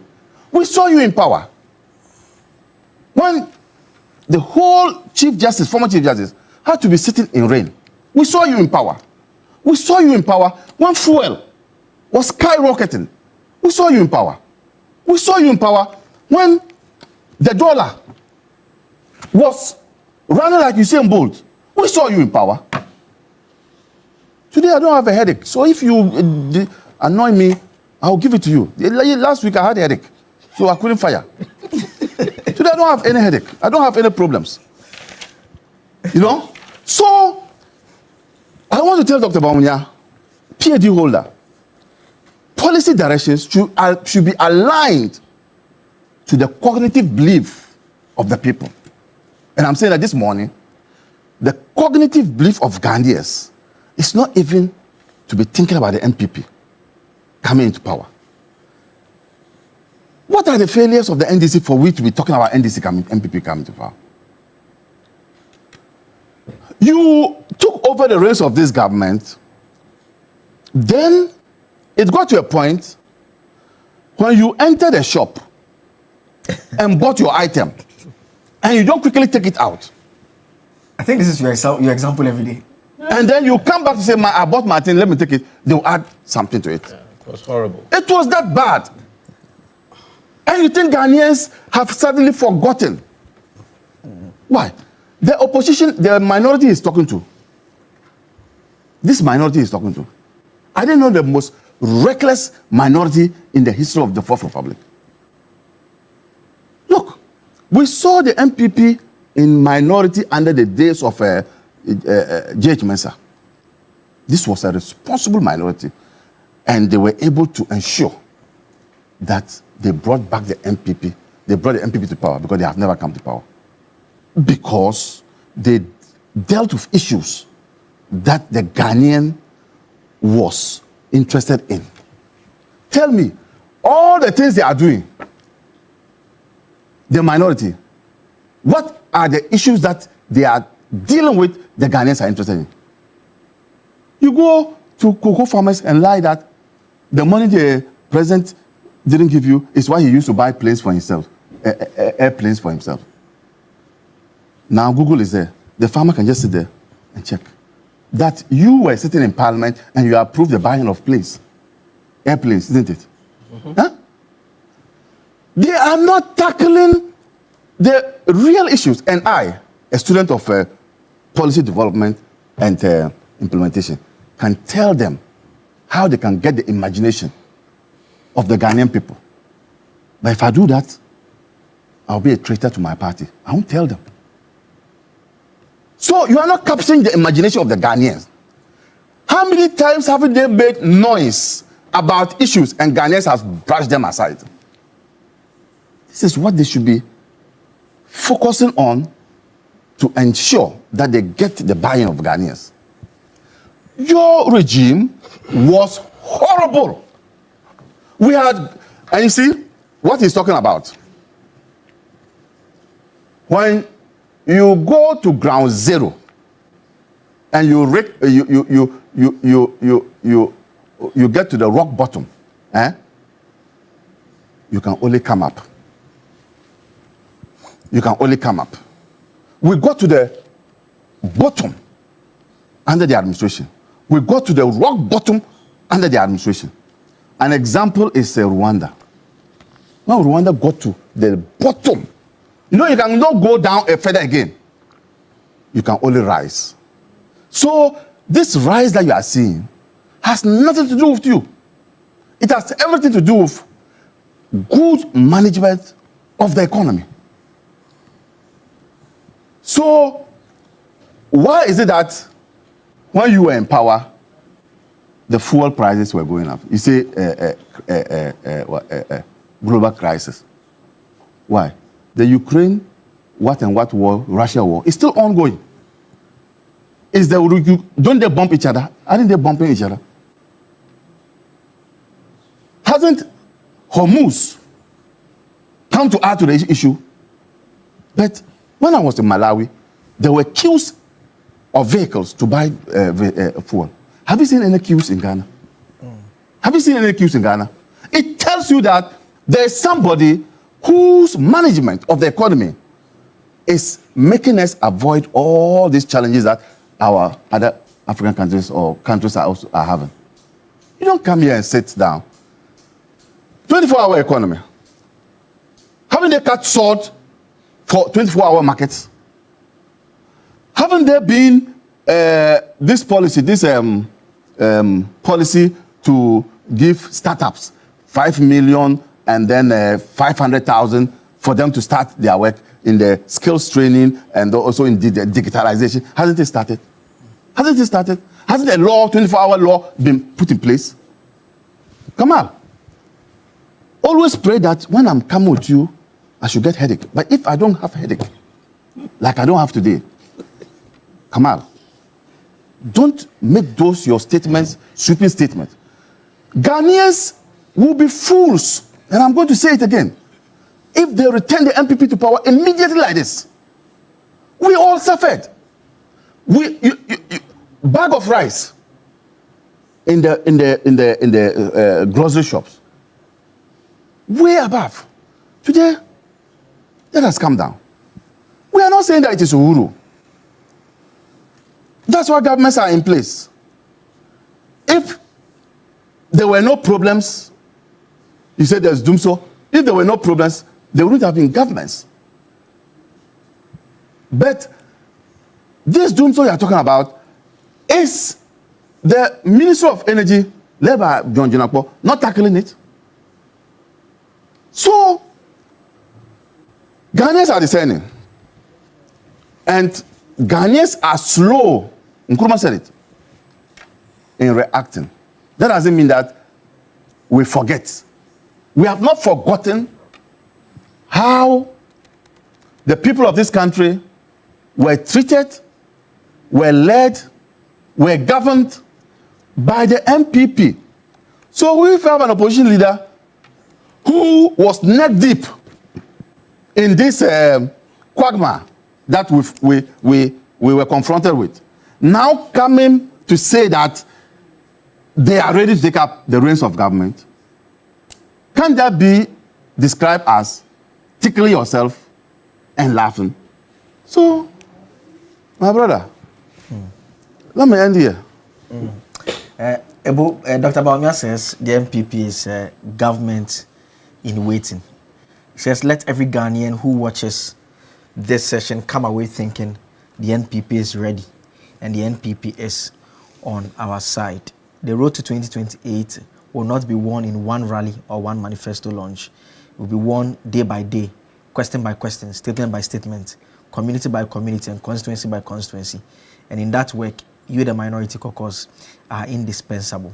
Let no one outside this party profit from avoidable divisions within our ranks.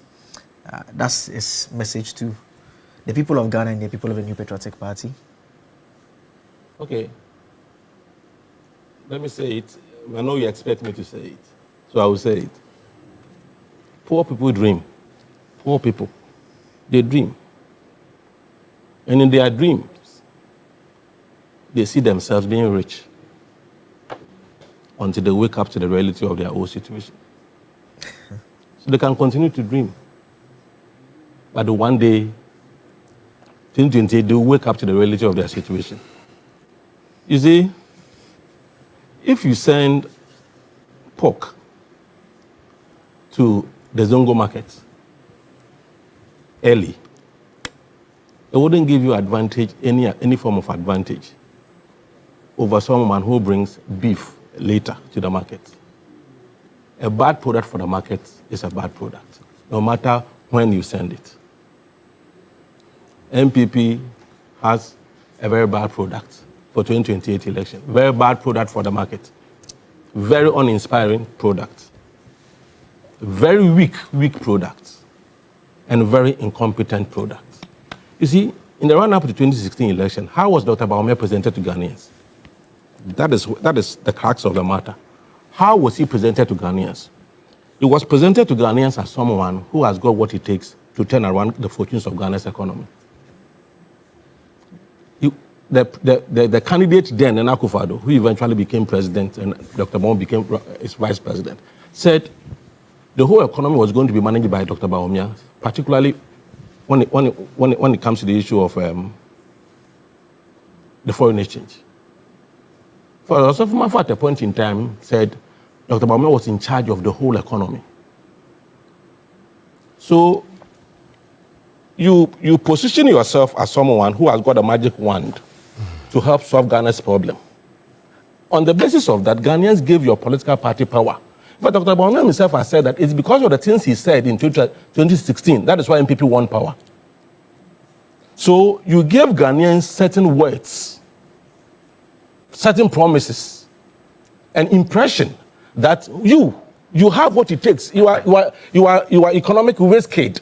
The wife used the word waste kid for the husband. Mrs. Bawumia said the husband is economic waste kid. And Ghanaians bought into it and gave you the economy to manage. What was the record? You see? So the question is not whether MPP is ready to govern again or not. The question is, what is the record of MPP in terms of economic management? When Ghanaians gave you 1.7 million difference, they knew Kufuor started school feeding. They knew Metro Bus, Kufuor started it. So that is not the argument. The argument is, when you were given 8 years to govern, what was your record? Economic record, corruption record, galamsey record. I mean, these are the things people looked in determination of who became the president in the last election. So what is Dr. Bawumia going to present himself for again? Is he going to say he's got the magic wand again to solve Ghana's economy? Is this what he's going to tell Ghanaians? You see, let me say it, and AB has said a lot. MPP, it's about time they sat down and look at what is even happening in their own party. A very weak party, divided party. They are showing strength on the surface, but beneath the surface, serious cracks in the party. As we speak, Akable, they are stabbing each other. They are stabbing themselves because of their delegate polling station elections. People are being beaten all over the place because there are serious problems in the party. And I think instead of telling Ghanaians or instead of annoying Ghanaians with this kind of statement, it's about time they look within and see what is really the problem of the party. And I think MPP should be worried about the kind of leaders they have. Their problem is mainly leadership. As I said, they have a very weak candidate in the person of Dr. Bawumia, a man who cannot even control his party members when they are insulting revered people in the society. In fact, after they've insulted them, when they come back, he will hug them. He will hug them for giving them thumbs up. You've done well. For insulting somebody like Archbishop Duncan Williams. A very weak candidate. We don't need such a weak person to lead this country. And as I said, his records show that he's very incompetent. He referred to the sitting president in those days as incompetent Mahama. Can you say he's super incompetent because of his record? Because he was in charge. He was the head of economic management team. As I said, Osefo Mafu told us, when at a point things were fairly well and going well, Osefo Mafu told us, he didn't even give credit to the whole economic management team. He said Dr. Bawumia was the one. He said, we are where we are because of Dr. Bawumia. What was the end result? Why did he himself run away from the economy? Somebody, let me tell you, people don't know this. When Nado started National Cathedral, you know the person who was in charge? It was Dr. Bawumia. Ask anybody. He was the one who was meeting the pastors, moving from one region to the other. When things started not going well, he ran away from it. He always ran away from accountability and responsibility. So he ran away from National Cathedral. He ran away from the economist, running away from the economy to digitalization. Such a person say we should give him Ghana. Maybe he ran away from Ghana to Togo. If things become difficult for us. So such a person, that's what I'm saying, that the party has a problem, leadership problem. Let's go to Parliament. Afoko Makin, my own friend Afoko Makin. My God. You think Ghanaians are not discerning? And they will hand over power to these people? Like another Umpre and Co. Jerry, you think Ghanaians are not discerning? We are a very serious country, my brother. You see, this is not just like a game. You just saw the pictures, right, this morning, of kids schooling under trees.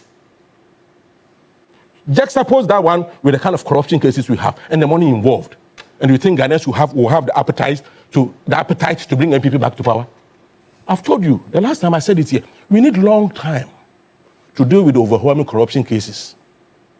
We need more years. You and who need your party, NDC?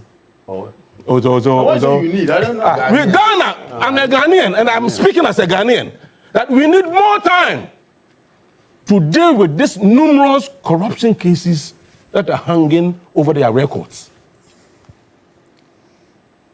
And I had one recently.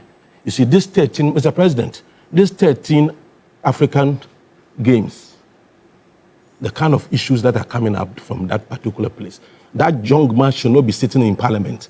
You see, we should be very serious. If you're a serious country, that young man called Yusuf, I've forgotten, Mustafa Yusuf, should not be sitting in our Parliament. He should not be sitting in our Parliament. So what are they talking about? And what have they even put forward as an alternative policy prescription? That if you give us power, this is what we can do. And look at somebody said something very funny. He said, when you look at NDC, the kind of spokespersons they had when they were in opposition, the person mentioned Atufosin was finance, Eric Opoku was agric, and the spokesperson, just mention them. And just look at what MPP is presenting to you as spokesperson for agric, spokesperson for transportation, spokesperson. They are not serious at all. They are not serious at all. So why should we take them serious? No, why should we take them serious and hand over this country to them? To who? I think it's time for me to So the point is that political promises are very important, but records matter more. what were your records in the last 8 years that Ghanaian gave you economic power, political power, social power to govern this country? Okay. So, my point is that if there's any political party Ghanaians are ready for, and if this election is going to be any competitive election, it's going to be between NDC and UP. Because I don't think Ghanaians will fall so low to give this country back to MPP. Let me tell you this. It's the same people. Dr. Bahomia, they are just using him. He's a very weak leader. He's a politician, MPP politician. They like weak leaders. They don't want to taste the Akufo-Addo type of leadership again. So they want a weak leadership so that they can control. That is why the likes of Chairman Sebons, all of them, see, they want somebody they can control. He doesn't have roots in the party. The man doesn't have roots in the party. So they want somebody they can control. And the same old people, those who looted this country as if they were not tomorrow. They are the very people who are behind him. And so if you give them the opportunity again, do you know what's going to happen to this country? Okay. Where is Kenofurata? Where is Kenofurata? Their finance minister has run away. We should give them power again, give them another finance minister. Let's be serious, oh.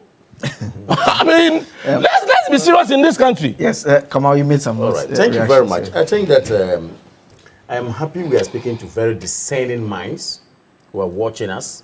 When I made my submission, I hinged largely my submission on policies churned out by the MPP to better the lot of Ghanaians. From the inception of the Fourth Republican Constitution, I spoke about proper policies and gave examples. I spoke of brick and mortar infrastructure, gave examples. And in fact, if I'm given time, I will go on and on and on. When you gave them opportunity, all they had to do is to resort to what we call ad hominem arguments, personalities attack. Ghanaians are watching, they're very discerning. As we said today, the finance minister, I beg him, at force and wherever you are, please release money for agencies and authorities like National Rail Safety Authority to work. Please. The accidents are getting too many. What organization? The regional offices are almost closed down. What is it called? From my search. National Rail. From my search, I'm saying that National Road Safety Commission or Authority, please release money, help my brother Amaliba to work. He's ready. He's so competent to work, but there's no money for him to work, and his regional offices are almost closed down, and he knows what I'm talking about. He can speak to it. That is what they call good governance. Mustafa Bandi sat on one of your media platforms, your sister station, virtually wailing, calling on appointees of government, saying their party is on the verge of destruction. I didn't say it. And what did the Bobakman say? Dr. Alhaji Mahmoud Baumia is a weak leader. Really? Mr. Alan Tramati, who got 31,000 and then ended up getting UP, is not a weak leader. 31,000 in the general election. Even that one, you are not a weak leader. You come and sit here instead of even propagating what your party ought to do. You are saying we didn't talk of policies. What policy have you spoken about? That's a topic. Please, what policy have you spoken about? You speak to the topic. With your 31,000 people, that one you are a weak leader, strong leader, UP. You come and say, if I were you, I would be quiet and let Amalba and myself do the arguments. And we move on.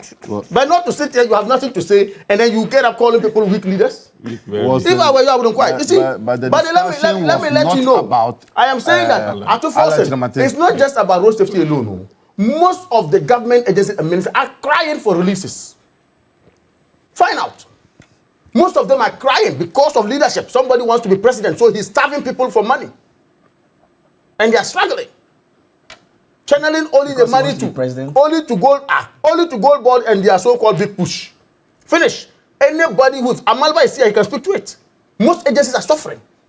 And they sit here, and instead of telling the truth, you will not. But you see, under MPP, what we did, we had what we call science, technology, engineering, and mathematics STEM schools. Excellent under education. TVET was given a boost. Excellent. Under Nana Adonga Akufo-Addo. We did not joke. Jobs. We didn't see teachers just running. Just how many years have we come to power? Teachers say you should pay them. You are running around. Teachers are chasing you. We are here. You sit here. We sit here. We sit here. Nurses are complaining. Doctors are complaining. Nothing seems to be working. and yet we say we shouldn't talk. When we are telling you we are confident of coming to power, these are the things we look at and point at. Then we talk about it. Kwesi Pratt, what did Kwesi Pratt say? Speaking about this government, he said, I pity Mahama. I pity him. He said, you came on the proclamation of reset agenda. Where is the reset?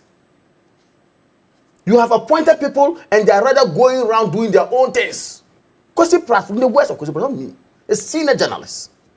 He's giving you analysis. He's telling you what is happening to your government. That is why I say we are confident. Ghanaians are watching. You asked me whether or not we had some shortfall. I said yes. As a body, we will have surely some imperfections along the line. And we have apologized for saying. But when it comes to comparing records, what we did, what you did, what we did, what you did, I am telling you, go to Sekondi and see the interchange. It is MPP. Go to Tamale and see interchange. It is MPP. Kumasi. Go to Kumasi and see MPP. Everywhere you go, these people have nothing to deliver to this country. The last time I checked, Dodo Pepesu to Nkwanta Road was done by them. And they told us that the contractor was the best in the world, Kananzui. The president told us that 10 years down the line, they have awarded how many times of money they are using again to go and they upgrade that road. Are they people who think of Ghana? Are these people who think of Ghana? And we sit here and somebody is telling me I don't have headache today. If you get, I'll give it to you. Give it to me and I'll give it to you. But you know why you threw the pen? Give it to me and I'll give it to you. He has thrown a pen at me. Look, I am telling you, it went off my hand anyway. But give it to me and I'll give it to you. You sit here, your incompetence is legendary. You are telling me we shouldn't talk about that. Your incompetence is legendary, and you say we shouldn't talk. This is an attack. I beg you. The moderator. I need to bring this matter to you. He has thrown a pen at me. He must apologize for throwing the pen at me. No, he will apologize. This is inadvertent, my brother. Very inadvertent. Who give my friend to me? So I should suffer. It's inadvertent. I should suffer. Why? So you see, if you sit here and tell me that you have look. You will develop headache when you leave out. Because when you give it, I'll give it to you. Okay. Your own agency, which I know you to be a very workaholic person, a very competent person for that matter. At least they should let my brother work. Not he alone. Most of the agencies, go and find out what is happening. They have stifled them, they are suffering, and you come and sit here and tell me that your government is doing well. Really? Okay. AB, I realize you made some notes. Yes, some notes. Please don't throw your pen. Just keep your pen. No, me. I didn't throw it intentionally. Sorry, don't unintentionally. Sorry, don't unintentionally. Let's go. I belong to a disciplined party, so we don't do that. You see, no government in the history of this country has provided enough funding to its agencies. No government. So even under the MPP that you belong to, you know that there were times when agencies were crippled because funding didn't go. That has nothing to do with a government's ability to turn around the fortunes of an economy. That has nothing to do with that. Clearly, as we sit, there has been a lot of reset in this economy.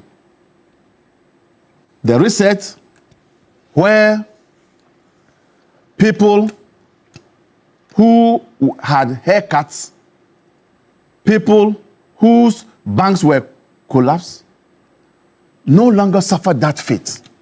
That's a reset. The reset where you have a government that has ensured that the people go to buy fuel even at the time when the world economy is reeling under the US-Israel-Iraq war. That's a reset. And so it is for you to understand that when the people of this country are singing praises of this administration, you know there are some people who even think that the current president must go for a third term. Compare that to when Akufo-Addo was in his second term. We're all watching our time. We're all watching our time. We were wishing to see his back. But if you have a president where people are clamoring for him to stay on, it's a clear indication of his good works. And that's where the resetting is coming from. So, Kamal, it is not about who is able to shout the most. It is about what the statistics, what the figures say, what the Ghanaians say, how they feel in their pockets. And when you put all this together, Ghanaians are better off than when you left. That's all the argument I'm making this morning. Okay. And this argument has been supported by people who are supporting you. We are mentioning names. This guy, Imani Ghana Kofi Bento, has said that, yes, the managers of this economy have done something which the other managers of the economy could not do. And that's why we are recording some successes. That's an admission from a staunch supporter of your party. So, moving forward... Frankly, Kujo is a staunch supporter of our party. You don't even listen. Kofi Bento. You don't listen. Bento. You don't listen. He heard it. You know, so... He said Imani, so I wanted to know which character, which personality from Imani. So, Akabile, this, we don't need to labor this. The point is made and the Ghanaians know that things are better under this administration than previously, yeah. Able final word on this? Yeah, final word. I think, let me say this. You see, when political parties presenting a candidate, so that is where I say people, they are not serious. That's why we shouldn't take them serious. You have a candidate who told you. You shouldn't present a candidate who got 31,000. Who told you? 31,000 votes. You have a candidate who told you that. You shouldn't even do that. Who told you that after President Mahama, the Ghanaians will not vote for another Northerner to become president? He told you. The person told them. He told the people. He said, after President Mahama being a Northerner, Ghanaians will not vote for a Northerner again. Then the party voted for him. That's why I'm saying they are not serious. They are not serious.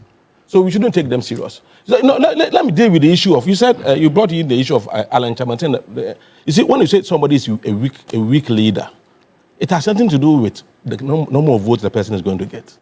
It has to do with the person's own character. Yeah. When Mr. Alan Chamanten, put Alan here, Bawumia here, and be honest with yourself. But for political party, let Bawumia go as independent candidate. Let's Bawumia try independent candidates. And see no more vote that he's going to get. You see, but the point is that we have economy to manage.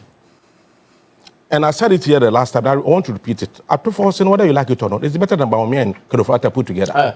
Are you serious? No, I've said it and I'm repeating it. You see, no, he's not laughing. No, I'm laughing at one you. The records, it's your reaction. You were shocked. The records, you see, the records show that Dr. Atoforsen is better than Bawumia and Kedofata put together. Now listen, as a political party, what have you done about Kedofata's issue? A man who has run away. But you're obsessed with, eh? No. So you see, that's what you're one thing, you see, Akabile, do you know my problem with MPP? They don't see anything wrong with corruption. In fact, they think it is within their right to loot this country. That is why they've done several press conferences. But no press conference, even to call Kedofata to come and answer to Ghanaians, is still worship.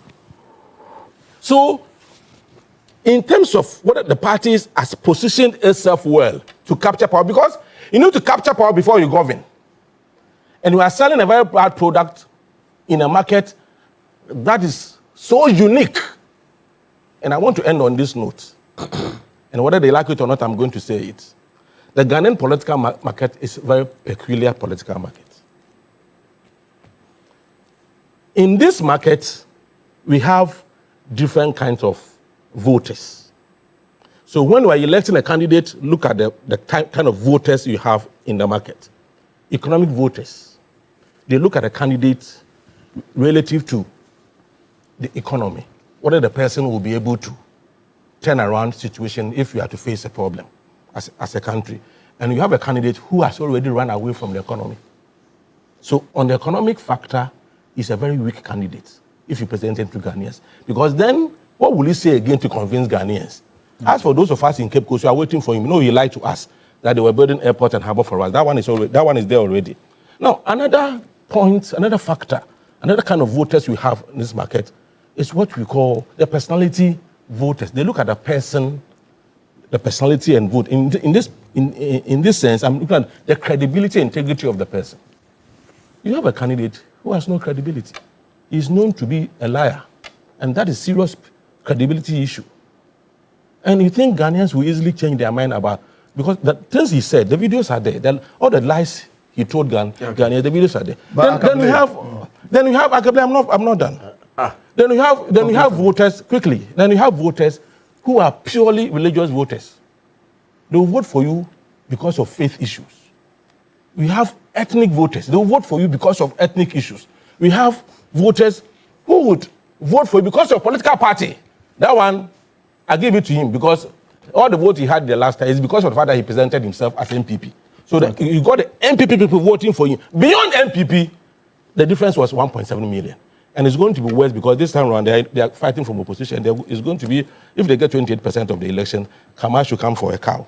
If they get 28%. Yeah, Kama should come for a cow. I think that, very briefly, because I needed to react to that, I forgot. Developmental projects. Every government has done developmental projects. That is not a preserve of the MPP. The longest asphalt route in this country, Paga to Kintampo, passing through his hometown, his region, was done by the NDC. How many universities have they built? How many hospitals have they built a regional hospital before? You don't know how a regional hospital looks like. Okay. So, if it comes to developmental projects, that is not, it's a given.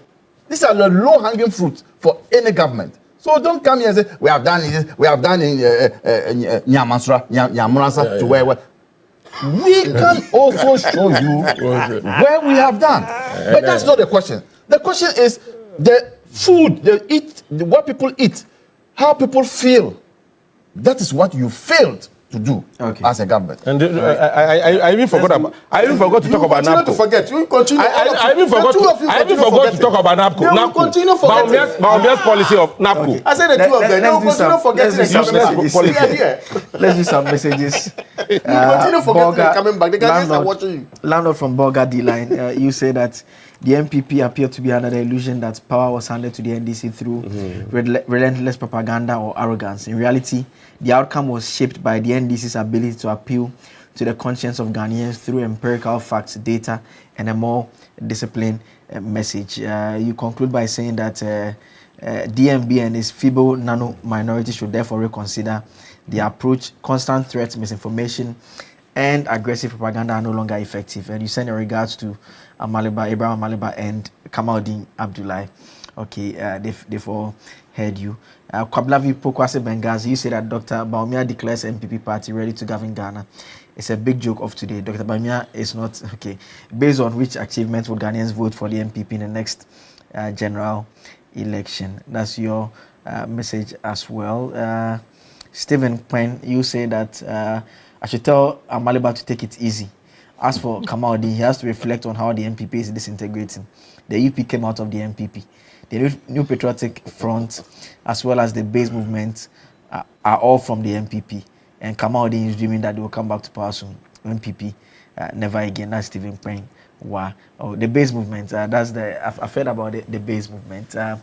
Before we delve into our second topic, as always, let's remind you that Big Issue is sponsored by the University of Gold Coast. Sponsored by the University of Gold Coast. As always, they are the ones responsible for sponsoring the Big Issue now. So let's get into the second topic now. And the second topic has to do with Group Indum, the GN Savings and Loans. And you know that the Court of Appeal has, by a unanimous decision, restored the license of GN Savings and Loans Company Limited. This was after a 3-member panel of the second highest court quashed the decision of the High Court, which had upheld the revocation of the license on the grounds that the decision to revoke the license was unfair and unreasonable. By the judgment, both the decision to revoke the license and the High Court decision to uphold same has been quashed. The court ordered the receiver to hand over possession, management, and control of the assets and other activities to the shareholders of the company. We heard from the lawyers for Dr. Indum and Dr. Indum right after the proceedings yesterday. Well, it's been a difficult, very, very difficult 7 years. We want to thank family, we want to thank all of our employees. We've had some very, very, very loyal, hardworking employees who have stood with us all these years. And definitely we give thanks to the Almighty for keeping us healthy enough to be where we are. Because this has been a very, very tough, very difficult time that we have gone through. It's just unimaginable. There's a lot to say, but not today. At an appropriate time, we will hold a press conference to go through what we have experienced and the difficulties moving forward.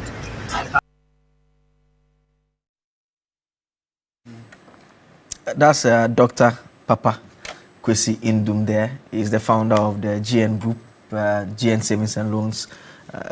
They've now had their license restored. He's a former minister under the New Patriotic Party, actually. Many of you may have forgotten. He was with the CPP at the time. He was a minister under the NPP administration. Then we also all that has happened there. Let me start with you, Ebo, in the middle. I mean, we don't have the benefits of the full decision yet, so we'll still look out for some of that underpinning. Sometimes that could explain much better. Sometimes decisions are not necessarily on the substantive matter. It could be technical grounds, all of that. But we will have the full benefit of the decision. But the fact that we can work with now is that the Court of Appeal is saying that the decision to revoke the license was unreasonable and done in an unfair manner. And so the management of the assets of GN Savings and Loans should be handed over to the shareholders. Ebo. Yesterday, I got very emotional about this issue because I have friends in Cape Coast and Elimina who became unemployed and really suffered because of this issue. I got emotional because I was thinking through a lot of things, how wicked we could be, some of us could be as Ghanaians. Kenofurata and his MPP people, Nana Akufo-Addo himself included, and Dr. Bawumia included, that you could close these banks, the banks that you could have supported financially. In fact, the money they looted from this country, even divided by 10, you could have even supported these banks. Then you collapse these banks knowing that people were going to be unemployed. In fact, marriages have gone down the drain. People have lost their lives. People's future at a point became hopeless because of what they did to the banking sector. A sector that needed about 9 billion to solve its problem. We ended up spending over 20 billion to close the banks. And I told you the last time, the painful thing is that anytime I go to Cape Coast and I go to Tantray and I see Kenofurata's data bank occupying a building that UT Bank used to occupy, my heart weeps. The cheek of it. I collapse your bank and I occupy your office.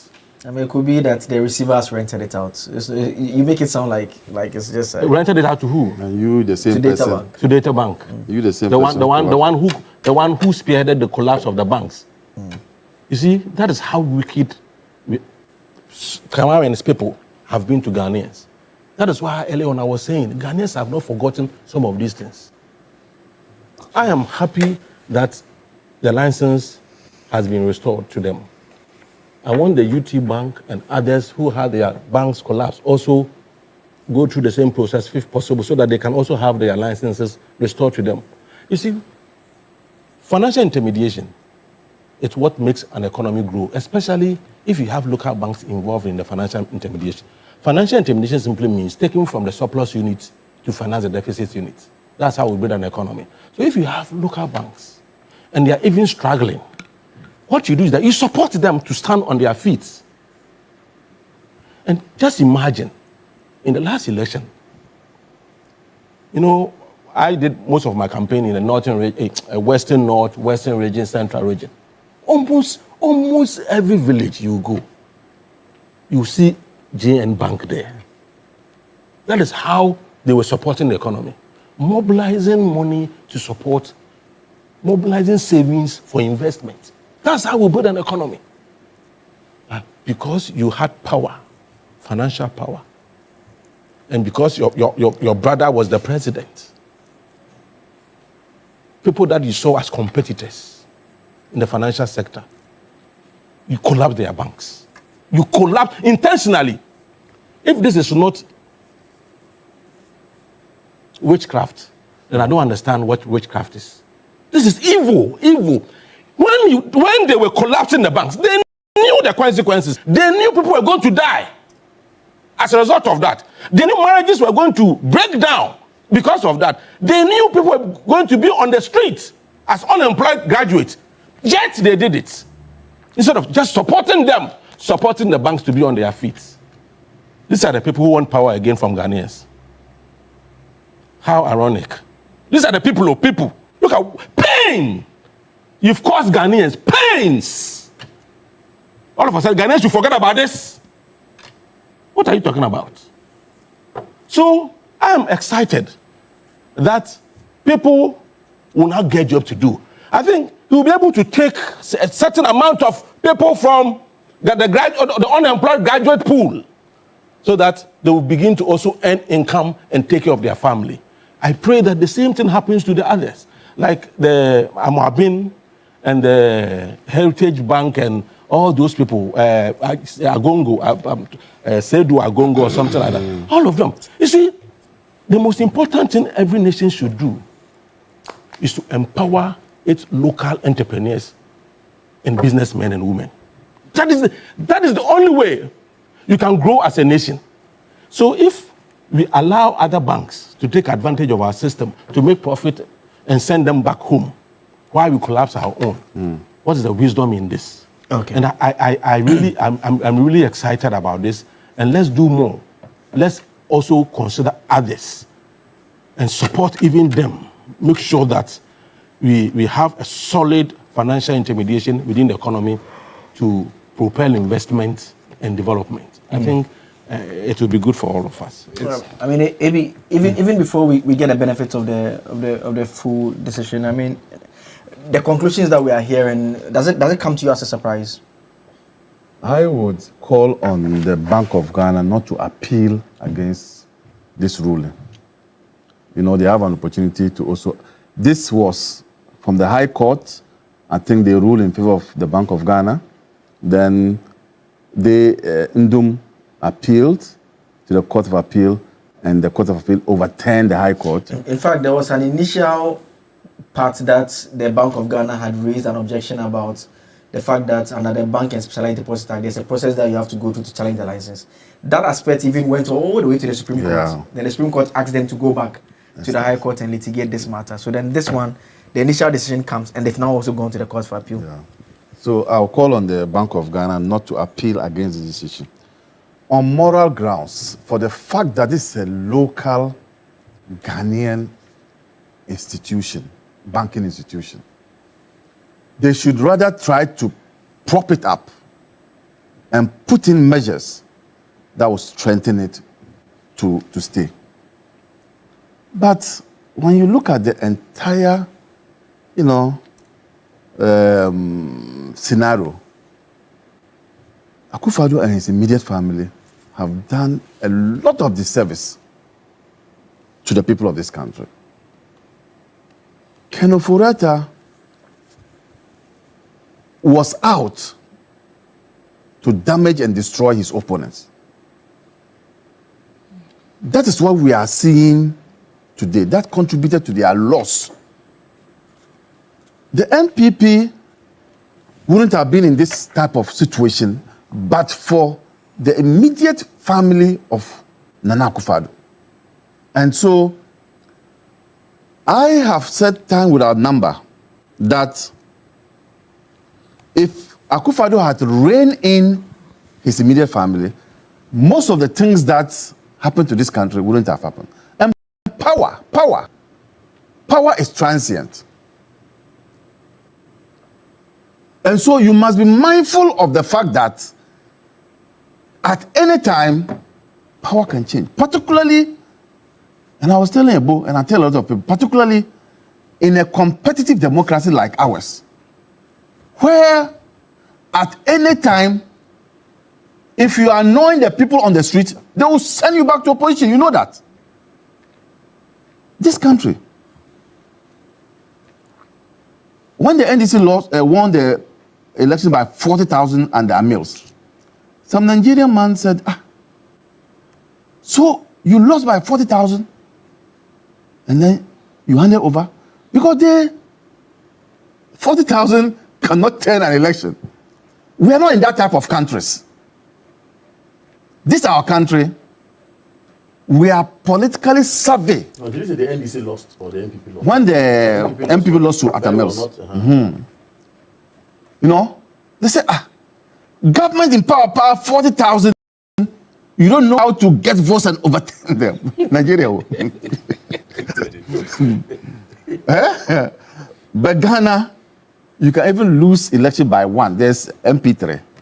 So our political psyche is up there. The antenna is high. We are politically matured. So if you are in power, and that's what Kufuor said, you should be pinching yourself so that you will be reminding yourself. Today, you, this man, where are you? You are in a cooler.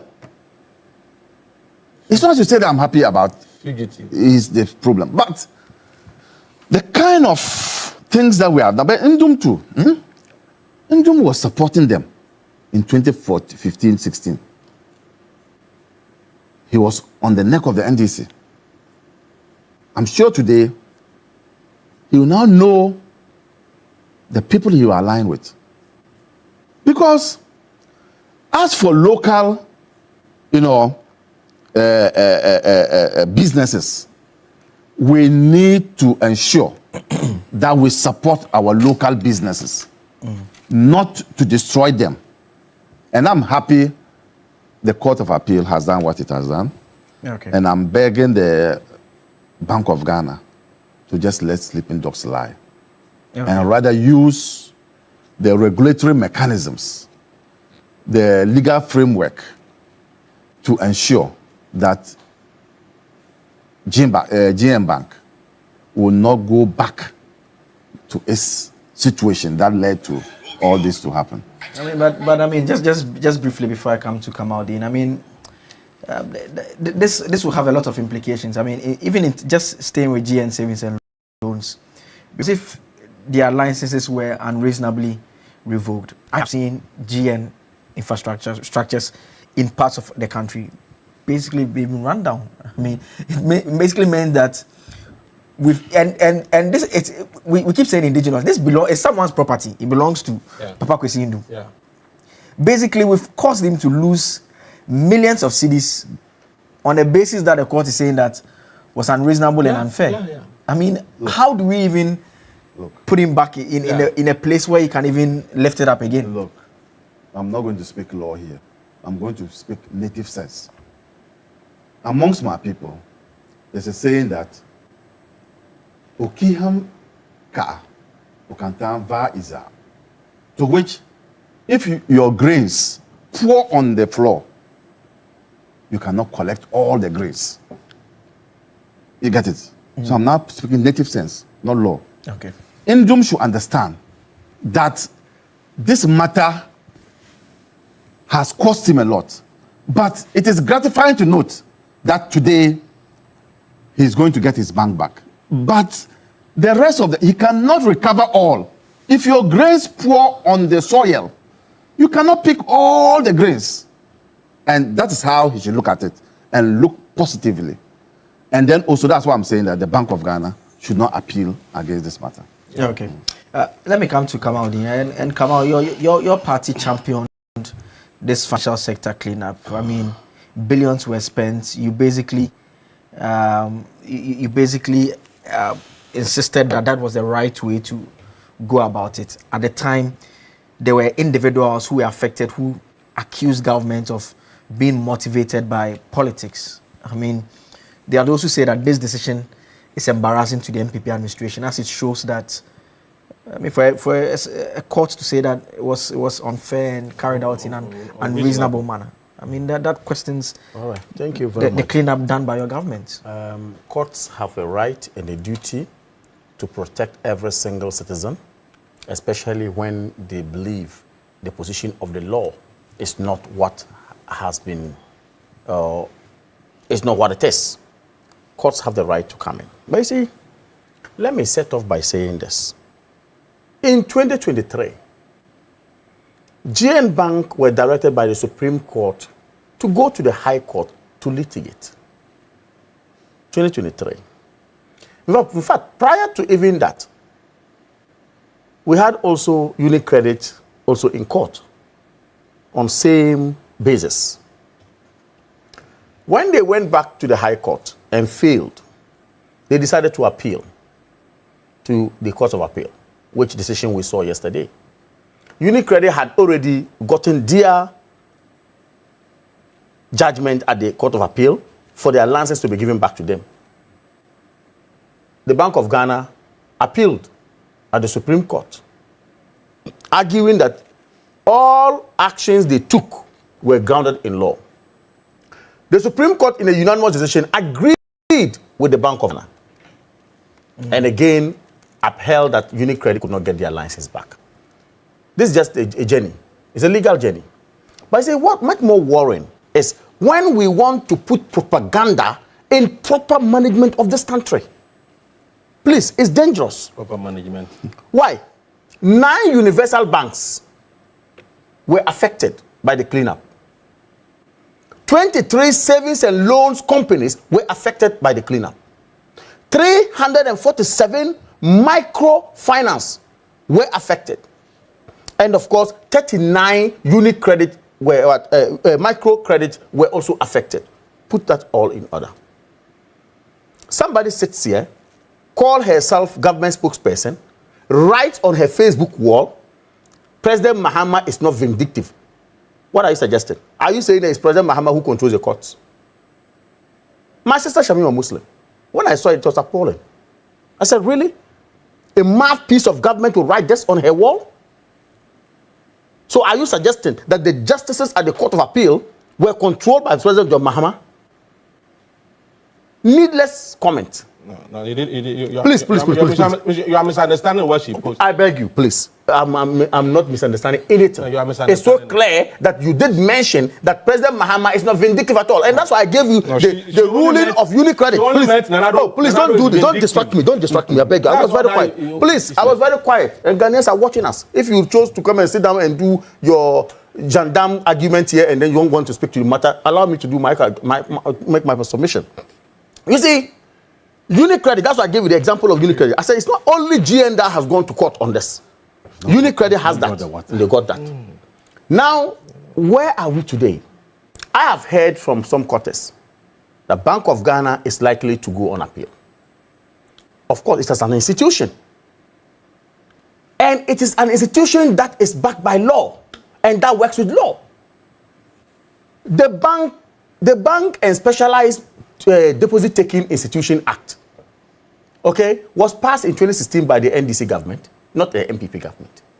Section 123 of that particular act mandates Bank of Ghana, when they have every cause to believe that this institution, which is supposed to be taking deposits from people, citizens of Ghana, is becoming insolvent and inability to meet depositors, look, the risk okay, endangering the citizens of this country, then they can trigger the law to come in to do cleanup. That was what happened. If you had paid the contractors, if you had paid the contractors, if you had paid the contractors, what is payment of contractors? Hold on, yes. What are you talking about? So I'm trying to let Ghanaians understand that whether it was yesterday or today, the banking cleanup exercise, which he said the NDC, they did not go against the work of the banking cleanup exercise. What they said was that the amount of money used was too much. I listened to my good brother Isaac Adongo on this matter. What they said was the amount of money used for the cleanup. But they were not worried about the cleanup because we needed the cleanup to be done. The argument was that the money that was used to collapse could have been used to save the banks. That's the argument. I'm saying that's the argument. But that's where the wickedness comes in. That's where the wickedness comes in. You see, they sit here and they talk, they say they love Ghanaians. We had over 5 million Ghanaian depositors in danger. 5 million Ghanaian depositors in danger. Why did you say, and you sit here, you see, don't do this. Look, let's have intellectual arguments here. And don't do this. I am saying that we have over 5 million Ghanaian depositors in danger. Wrap up for me. Go ahead. You get what I mean? And of course, that necessitated this cleanup exercise. Okay. And by law, of course, it was done. That is why I'm saying, yes, it is still a going concern. The appellate process could maybe triggered by the Bank of Ghana because they would need to also have to come out. But for people to jump the gun and say, this government is not vindictive, that government is not, it's not about any government being vindictive. What would you have said to a depositor who will lose a whooping amount of money he has saved with an institution? So save the situation. We saw it happening in this country. Save the situation with 9 billion. Now you're going to sit here and you're going to do gendarme argument and you are not... 20 billion. We solve the problem. So look, you can't just... I mean, I've just told you, if you decided not to speak to the issue and decided to talk of marriages and then divorce, that was your headache. You decided to talk of marriages and divorce, that's your headache. But the matter issue was here. You see, of course, why? This is somebody who calls somebody a weak leader. Conclude for me. You see, I am saying that this is a matter that has come. And like you rightly said, we have not had the idea of reading the entire judgment. Of course, but we know what is happening. But I think that UniCredit had the same. And how did it end? They have also just gotten the appeal. They will go back to Supreme Court if only the Bank of Ghana wants to actually appeal against it. And we see what is going to happen as it were. But I think it was an important intervention to save this country that has helped us. If you don't want to, that's your headache. That's your headache. That is your headache. That's all time would allow us this morning on the two main issues that we've discussed. I mean, once in a while it gets heated here.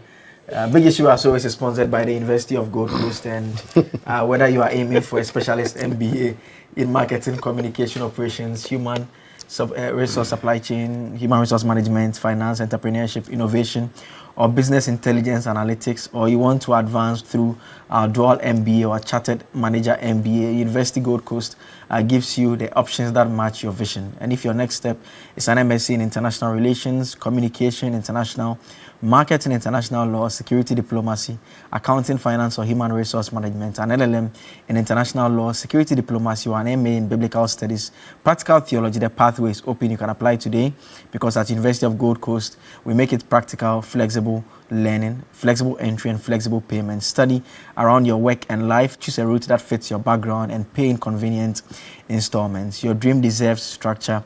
Your future deserves strategy. Your purpose deserves training. You can apply now at www.ugc.edu.gh, or you can call or WhatsApp us on 026-388-8555. University of Gold Coast, building leaders for the nations. Thank you so much for staying with us for this segment of the show. My guests have been Kamaldeen Abdullah with the New Patriotic Party. PNC. PNC, man. Ebu Bakman is with the NDC, United Party. United the NDC? Party. No, you are right. United Party. You confused me. You confused me with the United Party. You confused me. And thank you, Ebu. Thank you for holding on to your pen today. You didn't unintentionally let go of your pen. Abraham Maleba also held on to his pen. The loyalty to him also held on to his pen, but he almost that in politics, I believe you do me, I do you. So next we won't. Okay. Shadrach, we are not allowing pens in the studio next week. They will keep everything in their head. No one is writing out. you can still participate in it. We understand some of you are not getting the prompts. So dial star 439 # select option 8. We are giving 2,000 cedis each to 3 individuals. If you are not getting the prompt, there's still an option available. Just go to your approvals and you'll find the prompt there, the mobile money directions. So just go through the same and go to your approvals. It will come up for you to buy the tickets that you're supposed to buy so that you can participate in this. And so that is where we are at this point in time. We'll take a quick break. When we come back, Papa Ro is joining us.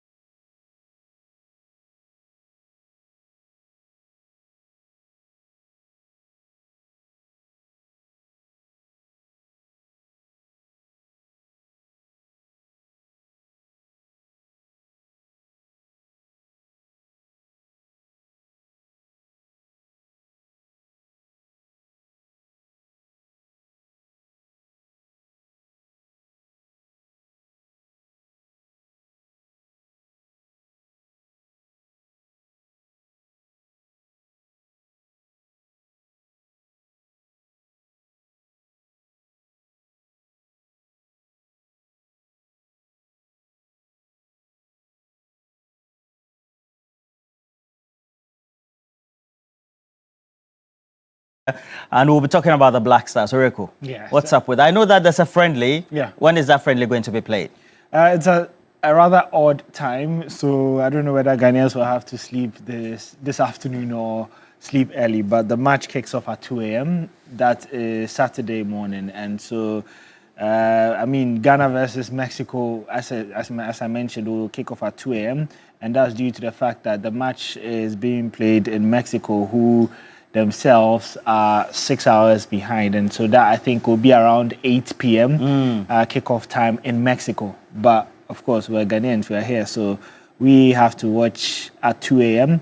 And it's the clarity has been provided right from the onset that this is not the main Black Stars team. This is more or less like the Olympic team, a mixture of French players, under 23 players, dual nationals who've not had a chance to play for the national team yet. Some of the call-ups initially could not honor the opportunity due to the fact that club football is still ongoing and it falls outside the FIFA window, and so the clubs are not obliged to release their players. Keen examples are Augustin Boache with Saint-Etienne, who are in the Ligue 1 playoff the coming week, and then also there's a case of Francis Amuzu and also Menidua, the MLS players and all of that. And so there's been some shifting.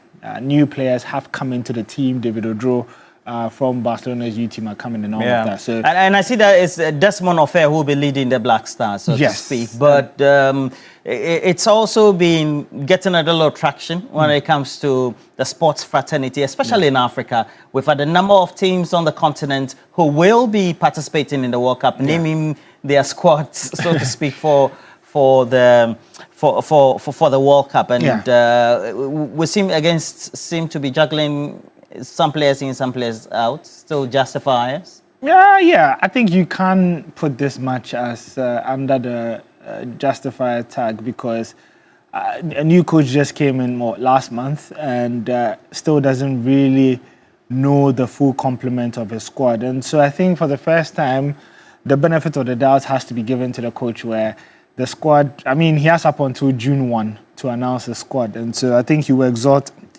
all the time that he needs. It would be unfair to name a squad before this friendlies. Because it just means that you've made up your mind. You didn't even need to see them. So I'm sure they'll watch these players at 2 a.m., add it to their reports, make final confirmations next week, and then name the squad right before June 1st. We'll see how that goes. 2 a.m. Yes, 2 a.m. We have to stay at 2 a.m. Ghana time. Yes. But over there, I'm sure it's just going to be in the afternoon or... like 8 p.m. 8 p.m. Yeah. All right. But as it is, when we're talking about the national team, and the Under-17 tournament for Africa is still ongoing, right? In Morocco, is that not it? Yes, unfortunately, Ghana is out of that competition in the most cruel way. Do the draw of lots after they finished alongside Algeria, same number of points, same number of goals. Every tiebreaker, they were equal, and so they had to only separate them with the draw of the lots. And unfortunately, they picked that of Algeria, and so they qualify as the second place team. However, if you finish third, although you're out of the competition, you have a chance to still play at the World Cup. And so you go through a playoff for the World Cup, and Ghana would face Uganda. Interestingly, the head coach of the Uganda side is Lai Kinson, who was he was coach of Ghana's Under-17 just last year when they failed to make the AFCON, the Wafu Zone B. They failed to win the final, and so as a result, they couldn't qualify for the AFCON. And so it's more or less like a reunion. I don't know about Lai's side, but his leaving did come with a lot of drama. There were reports about him not being happy and all of that. So that could perhaps also serve as a revenge for him. But Lai has been doing great for Uganda's teams, and he would also want to see them return to the Under-17 World Cup. So that's definitely one to look out for. But, ahead of the game, Sheikh Tawfiq, who is the communications manager for the Under-17 side, has been speaking and is confident that they will be able to secure World Cup qualification. Here with you, this is a fixture that I wished, never happened. I feel that it's going to be a crack of a game. It's a game that will leave with a lot of memories. It's going to be an interesting. From where Nate Ogum, I know how he's been able to speak to the boys. the team ahead of the South Africa and how valuable they were. And I'm sure he will come up with something that will give Ghana qualification to the World Cup. They also have to prove a point. They also have to show what they learned from that time and combine it with what they have been currently taught. And that is when the going gets tough, they will be able to stand tall for Ghana. So it comes with a lot of dynamics. The live factor really is interesting, and it's making the whole game a bit different from how it has been as a normal game. This has become like we have to go out and defend the flag of life very high. Well, all the best to the Black Starlets team, and facing Like Kingston won't be easy. Because just last week, we just had Michael Otiejo. Is it even this week? Michael Otiejo putting together their podcast that they had, that interaction. Quite interesting, though. Yeah. And then also his sadness about being left out of the 2010 World Cup squad for the Black Stars as well. But talking about 2010, a phenomenal Ghanaian player, of course, of German origin, Ghanaian origin as well, who participated in that, Kevin Prince-Bratton. He's been saying a lot. What has been? I know he's on a lot of podcasts. Is there also a podcast? Yeah. And I mean, he's back again. It feels like every year he pops up with one of these podcasts. This time around, he was talking about the culture shock when he first came into the Black Stars. You know, he was one of the early birds when it comes to player naturalizations. It was actually a very big deal because his brother Jerome Boateng chose to play for Germany and he chose to play for Ghana. So I think it was one of the most dramatic nationality switches that we've ever seen. And he came in and he made an instant impact at the World Cup. I mean, yeah, he came with his own drama about whether he was just here for the World Cup or it was just, but that's a conversation for another day. But this time he was talking about, the cultural shock when he got into the Ghanaian dressing room, how everyone was so relaxed. Spirit at the beginning, everybody just came and then they flashy and with their cars and everybody enjoyed life. No one took it serious, and I was there like trying to stretch and get warm. They were just shooting the ball around, playing football, tennis, laughing, joking. Asamoah Gyan was just dancing the whole time. I said, brother, you a professional dancer or are you a footballer, So, but the World Cup came, first game, I saw the people, like they changed. Really? Locked in. Everybody was ready, focused, concentrated. We came out the bus, everybody's dancing, chicka, chicka, chaka. And if you see, there's a video of me, maybe you can have that video one day, where we come off the bus, the whole team is dancing and playing drums. I have my headphones on, I'm in a tunnel, because I have the German mentality. I'm playing a big game today, World Cup. So I'm like stressed like this, and the Ghanaian people is like, what is wrong with him? He's pouring down our spirit. He's not happy. But I was just a different kind of guy. The moment we hit that field, it was a different team. Like, this is when I looked at them and was like, well, okay, we're getting serious. Okay. And then we became like a even closer team because we performed really, really good. And I tell you, that team was just phenomenal. He had also played the qualifiers as well. We went to Egypt, Cairo, and did some great work as well, after having beaten them right here. Very phenomenal team they had, that we had at the World Cup, South Africa as it was, Africa's World Cup. But let's go to the golf. And Ronaldo, one of the phenomenal players we've ever produced as a planet, has had some good news for himself. Yeah, I think it's been a long time coming for Cristiano Ronaldo himself. He's had to wait a while for his 37th major trophy in his trophy-laden career. And if you remember, he joined Al Nassr in the season of 2022-2023. He joined in January. And since then, they've not won any major title yet. If you bring in someone like Cristiano Ronaldo, you would want to win a title each year. And I think it's come with patience. It's a project that they've needed to ensure that they get better each year because their competitors in the likes of Al Hilal have been very, very strong in this period as well, and have responded to Al Nassr's spending in the market as well. So, at the end of the day, I think it's been deserved. It's been coming. It's been so many years of near misses, and finally he gets his hand on a trophy for, Al Nassr. Yeah, and his videos have been trending, waving at his. Is it the wife or the fiance? Yeah, she's fiance now. The partner, the wedding so hasn't. but in the same team, he's in the same team with Senegalese Sadio Mane. Yeah, Mane. He scored. But in the final game as well. But within the scheme of the players who have won trophies, where does Ronaldo fall? And so, yeah, there we do have, if you're looking at the major trophies that have been won in their career, I think Messi is still at the top. Dani Alves has retired. Marquinhos is still playing active football with Paris Saint-Germain. And, I mean, could potentially surpass Messi. But it's subjective because, yeah, Messi is also still playing with Inter Miami and Argentina and all of that. But I think for Ronaldo, he still has a lot of work to do to be able to catch up with the trophies, with the people at the top. One of the best players the world has ever produced. Yeah. Okay. It's not always great rivalry with Lionel Messi, right? Yeah. Even when he won yesterday, the conversation came up again. So I think it's eternal. Yeah. Well, that'll be it for sports. When we want to get the latest sports update, what do we do? So you can just log on to any social media app. It could be X, Facebook, Instagram, or TikTok, and the handle is @3sportsgh, or you can head to 3news/sports.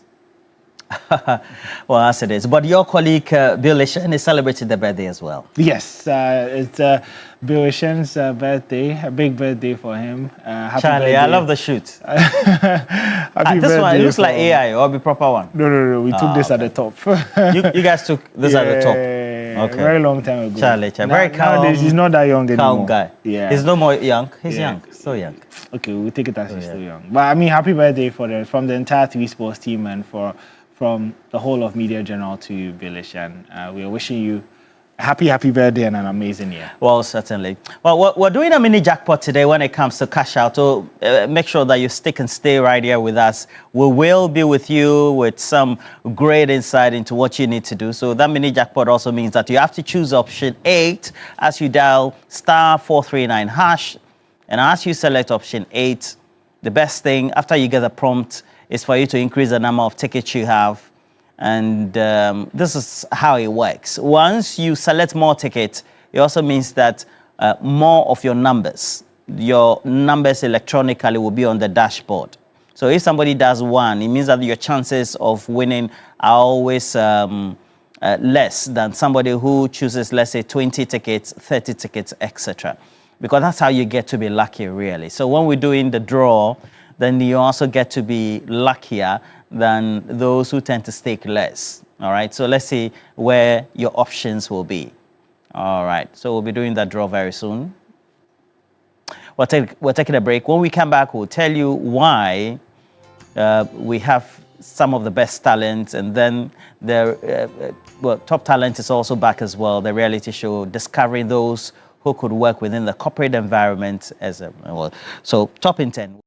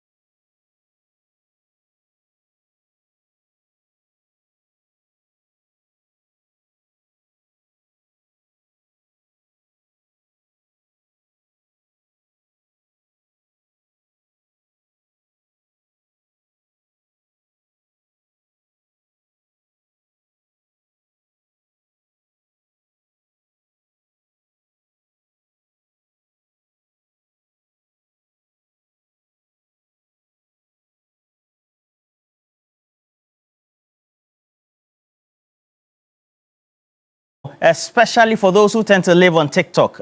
These days, you know, I try to live on TikTok. And so you find these videos of individuals who bought mattresses, all right? And there's now a whole craze or a trend where they are now flipping or tearing the first layers of the mattress to get to see whether the materials that were used were proper foams or just bought chippings alongside the springs. And then what they use, when you buy appliances, you know that foam that they use, that thing that they use as well, that whitish or any other color really, whether that also was used. And this is stemming from the Standards Authority, where going to I think a company operated by some Chinese immigrants who apparently were not using the right materials. And so when that video or that swoop video went viral, people then began to become conscious and check whether their mattresses that they bought really had the right combination of materials in putting them together. All right, we'll show some of the videos for you so that you also get to know what exactly we're talking about. So for example, we can just sound up so that you also get to hear what this particular video is about. Okay, all right. Some are just basa be like that. That's what we're told. So we'll take it like that. But this one, we have a couple of them on TikTok. So when you go to TikTok, you just type Ghana mattresses or something like that. You'll find a lot of these videos. And so individuals now buying the videos, buying the mattresses, are now getting to check whether the mattresses they bought really are of good quality in terms of the materials that were used. So you find what was there. So you would think that is a normal foam. It's not a normal foam that you find with latex foam or ash foam. No, not really. These ones, yeah. Wow. Just don't want to say that all things from China are bad. No, they have the quality ones as well. But this is what apparently has been discovered. You know, the other thing also is that they come at a very cheap cost. So sometimes you can get them, according to some of the reviews that I saw on TikTok, 1,500 Ghana cedis or 1,008 Ghana cedis or 2,000 Ghana cedis. And so you find that, yeah, they are nice outside, but just rotten in the inside. I mean, literally. And so we decided to bring a medical person, a physiotherapist. So Dr. Asare is here, Elvis. Oh. And Dr. Elvis Asare, how are you? You're a physiotherapist by profession. You've gone through all the medical training to be able to, again, do a proper analysis of how this could affect individuals' bodies. But tell me, ideally, our forefathers used to sleep on cha-cha mats and all that. So if they, at least they're sleeping on this one, it's not that bad, is it? But tell me, what effect does it have on the body in terms of the posture, the pain, the bone structure and all that? Okay, so actually it's a lot to talk about, because we have 3 types of density. With the low density, to keep it very simple, it's supposed to be like a cloud, okay? The texture of the mattress is supposed to be like a cloud feeling, okay? It's supposed to be very soft, but it's supposed to bounce back. Yes. Then with the second one, we have the medium density. This is between soft and hard. With the soft and hard, we are actually, it's a cloud feeling too, but it's a bit hard. And then we have the high quality, which is very, very, very hard. That's what they call the high density. Yes. So there's the standard and then the medium density. We have the low, medium, and high density. Okay. Yes. So if it is, let's just say if it's a bad mattress, obviously it's going to affect you in a long run, because one, our spine is shaped in a certain way. So those densities we are talking about is to hold the posture of the spine correctly. If you have a bad mattress, obviously you're going to be fatigued. You're going to have chronic back pain. You're going to have neck pain. You are going to have something called the brain fog and mood swings. Just by sleeping on a bad mattress. Of course. I mean, the reason why I say mood swings is because you're not going to have a good sleep. You're going to be tossing, you're going to be turning, and all that stuff. So that's how, and you know, when a human being doesn't get enough sleep, it actually affects your mood swings and also your daily activity on how, with your work and everything. So how you sleep is also very important, because if you get enough lack of sleep, obviously you're going to be having mood swings. Even as much as possible you want to control it, you're going to be exhausted, you're going to be tired, everything's going to be irritating. So all those things are quite important. Okay. We have something even called the tilted pelvic. So with the tilted pelvic, as you can see, most of the time you will, when there's a bad mattress, most of the time a lot of people complain of the chronic back pain. That's true. Chronic back pain, and we see there are some people we don't have pot bellies. Okay, we do not. Some people do not have pot bellies. The reason sometimes there are some people, they will do so much exercise that they're like, my stomach is not going. Not knowing it's the shape of your spine, just like if you how the spine has arched. Exactly, and a lot of people mistake that maybe they are going to have a big pot belly, but here's the case that the pelvic is being rotated or tilted, so that's what causes the stomach to push. And now this is also when you are having a bad. One of the factors would be when you are having a bad mattress, because it doesn't support the lower back properly, so you end up arching yourself. Yes. All right. So you've talked about the back, etc., and then I see the anterior pelvic and the thoracic, I could say, etc. Now, at the end of the day, how long do you have to be sleeping that way by way of the posture and the mattress before you... In this situation? Yes. No, before you experience this. Or you are, I mean, even before you experience this, you are, like I said, you're going to have a lot of uncomfortable pain. You're going to have... I mean, I'm sure you've been in situations where you sleep, you wake up, and you have this lower back pain. Sometimes your legs get a bit numb. Then before you start walking, that's where everything comes back to normal. So it's just like somebody applying pressure to your hand. And if I ask you to open your hand, it's difficult. So if I apply pressure to you right now, so let me try it on you so that you would get a feel of it. So if I should try and do this, you see how your hand closes? Yeah. So watch. So if I press exactly right here, you see how it closes? Yeah. Now try to open your hand. You see it's difficult. Yeah. Now it's even shaking. Now close. Yeah. Now you see closing is easy. Now open again. Yeah. So I have to... Yes, so now imagine you having a bad mattress.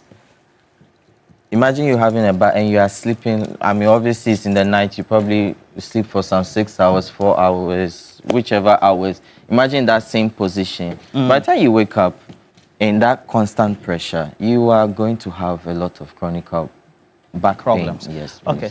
So what do you advise your clients then the type of mattresses they should get, so to speak? Or what usually would be the recommended type of mattress? And then for which body?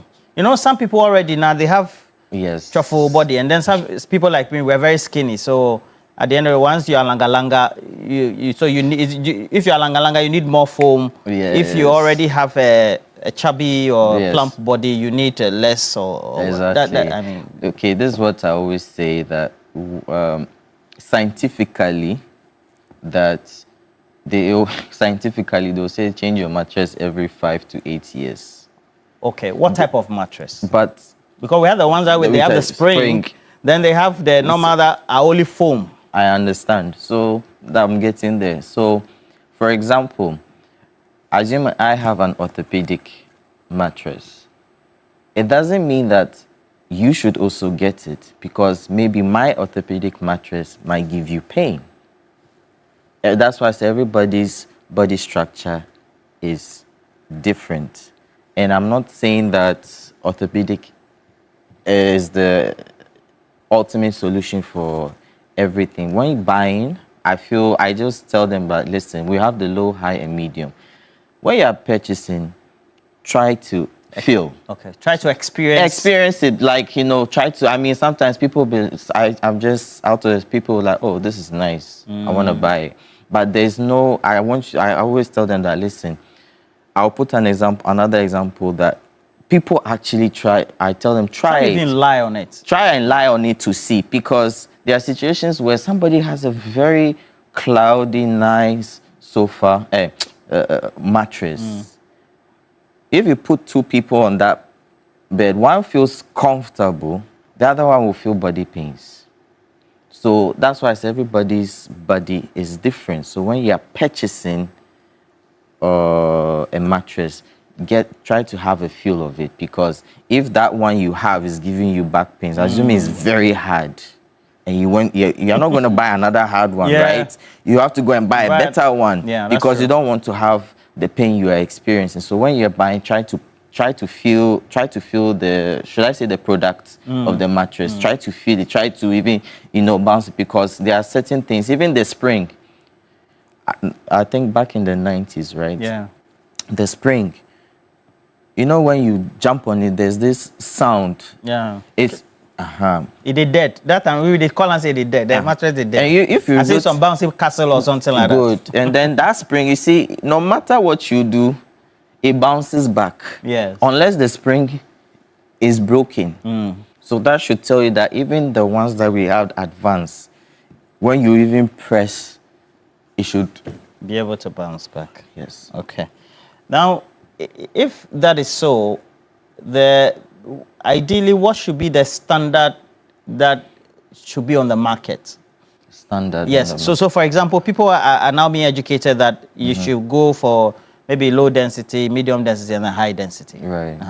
So what ideally should have been the type of mattress on sale on the market, the approved ones first? I mean, this is what I would say. Every country and their law. Every country and their law. If the Ghana standard authorities are saying that this product is not the best for the citizens of Ghana, there's a reason to it. But which one is the best? Like I said,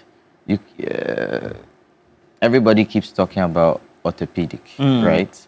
You can get an orthopedic, but again, you should also be able to identify, because you can go and get orthopedic, but you need to identify the high, the low, medium. And the medium. Yeah. The reason being that is because you need to understand that, okay, if I get, the old mattress I've had is high, so I'm having back pain. So maybe let me try the medium or the low, because like I said, everybody's body posture is different. Is very different, yes. Okay. Yes.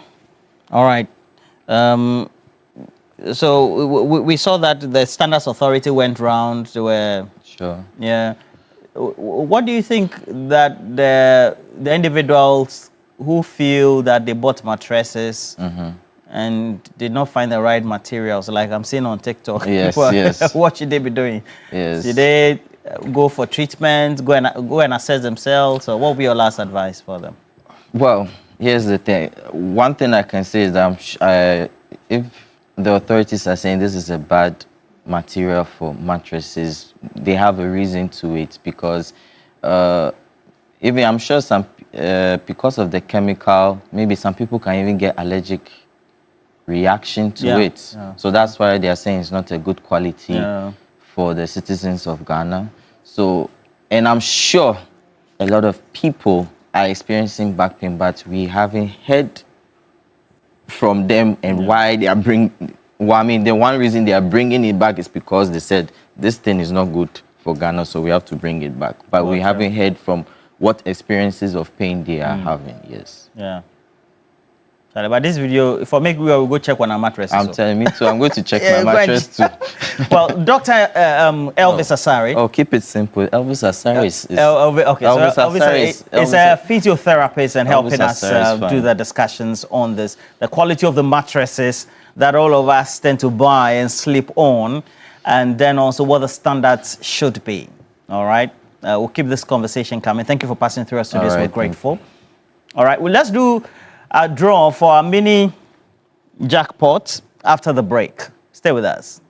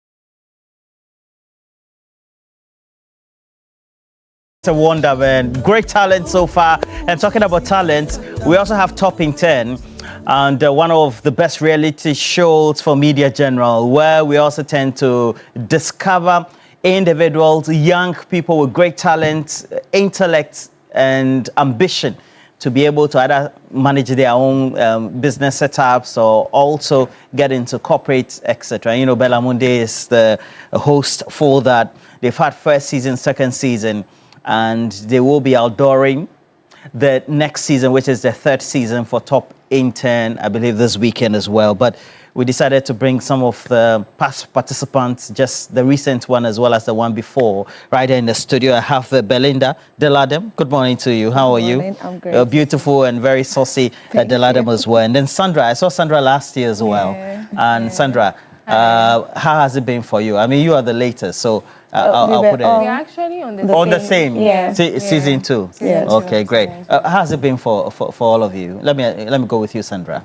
Oh, life after Top in 10 has been great. I mean, due to Top in 10, I was able to start my own small business, Breakfast Base, which I'm currently operating. Breakfast Base. Breakfast Base. Yeah, the one that you started with, that one. Okay. Yeah. So, and then you as well. Yeah, it's been awesome. I'll say right after the finale, the following day, I got a DM from Michelle Atto. Great Michelle Atto. Yes. Yeah. And she gave me a job opportunity, so it's been like a good opportunity for me. She's always giving good advice. I don't lie to you. She told me I should do my own content. I haven't been able to get around it. I'll say you should try. Yeah, I will. I've been procrastinating on that. There is money But so you went into corporate. Yes. And then you are doing your own business? Yeah. Okay. Yeah. But what you usually, you look at the experiences of participating, and then when you get out into the real world, how you have to navigate. How is it like? Let me start with you, Deloke. Yeah, sure. So I'd say Top in 10 actually trained me to become like a good salesperson, because that's what I'm doing now. I'm actually a bilingual administrator. But then again, the Top in 10 show trained us mainly on marketing sales. And right after the show, I actually got the first offer to do sales. So the past 1 year, I've been in a field that I didn't study in school, but the experience from the show has made it easy for me. What did you study in school? Bilingual business administration. So I speak French. Oui. Oui, pourquoi? Allons-y. Ça va? Oh, je t'aime. Oh, je t'aime aussi. Yeah. Oh, merci beaucoup. You love me. Fantastic. That's what you said. Oh, Jesus. So you can speak some French? Yeah, I do speak good French. Bilingual. Yeah. All right. So tell me about your experiences in French. Oh, ok, d'accord. Donc, mon expérience sur le top interne, là, c'était très merveilleux. Et j'avais beaucoup d'expérience sur le show et il m'a donné la chance de travailler avec les grands... Parce que j'ai travaillé avec Shada aussi. Ou Belfast Africa. Merci. Je t'en prie. Merci beaucoup. See, I'm clapping as if I understand the thing. But Sandra, you know, doing your own business is not easy.